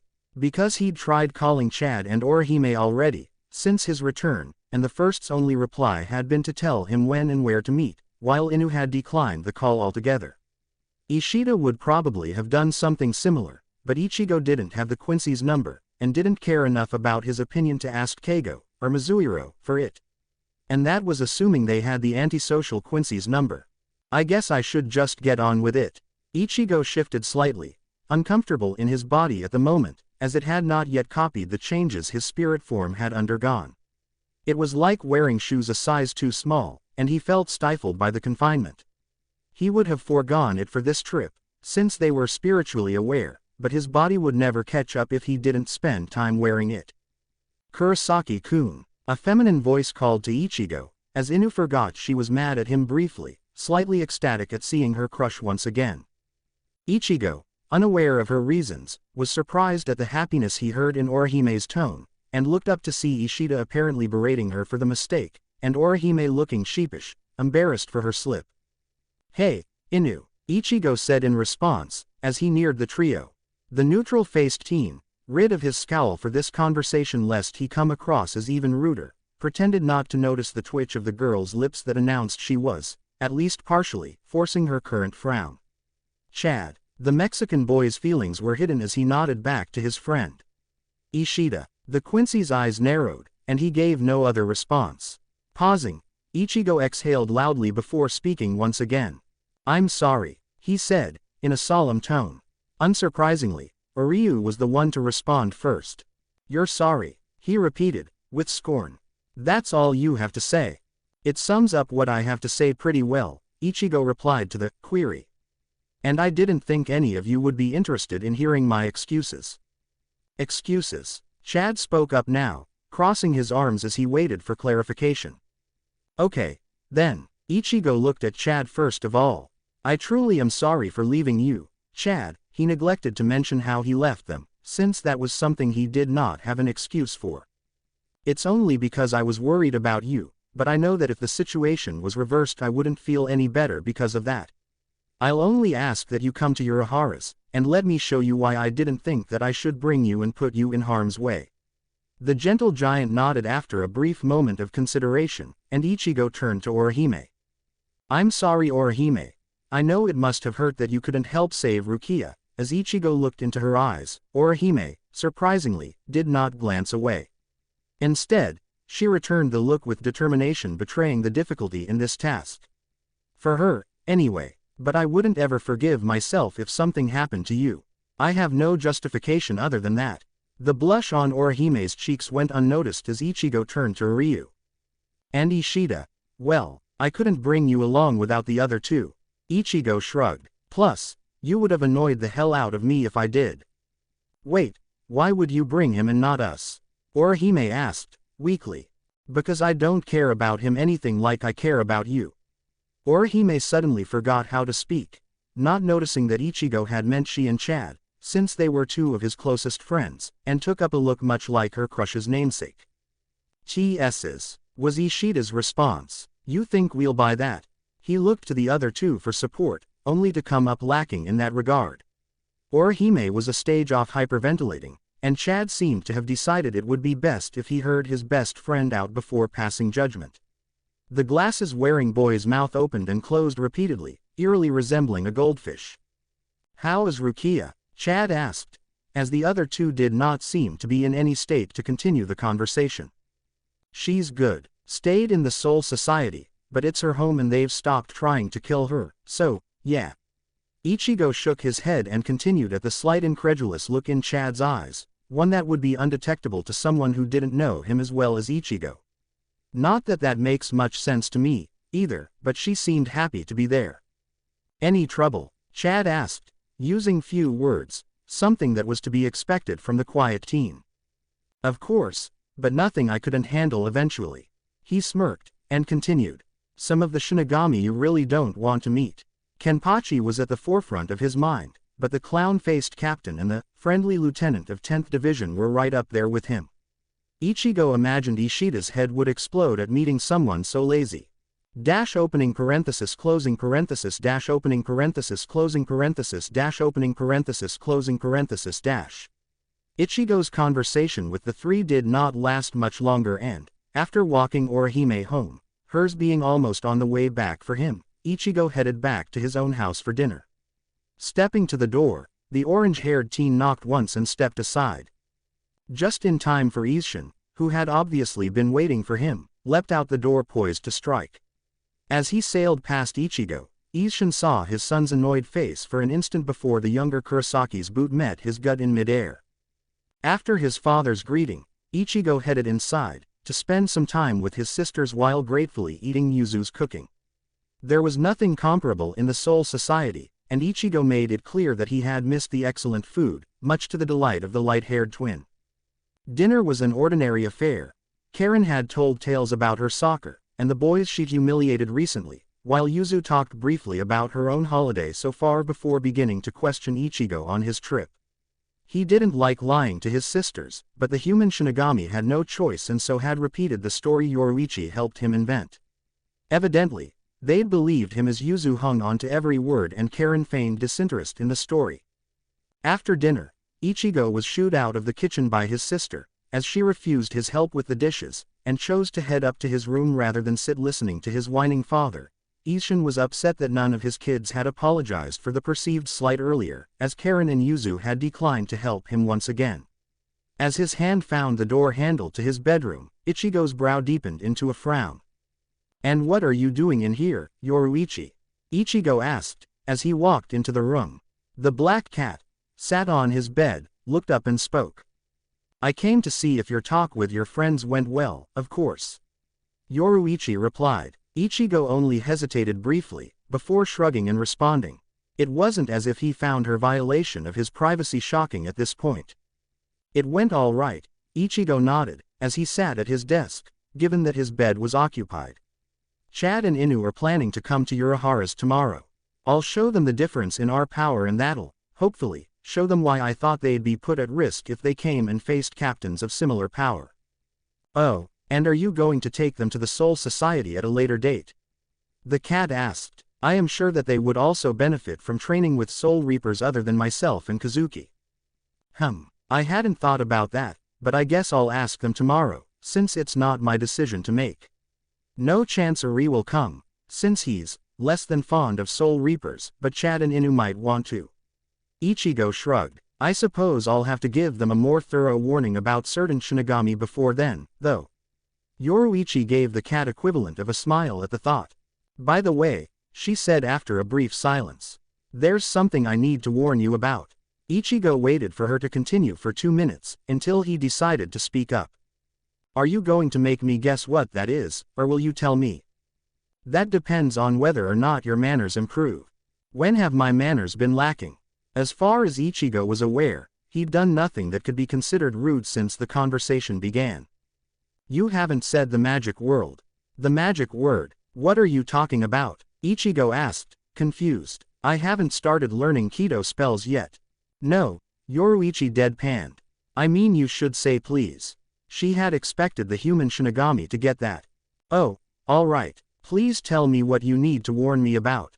Why he needed to ask, Ichigo had no idea, but it didn't seem worth the effort for an argument he wouldn't likely win. Plus, now he wanted to know.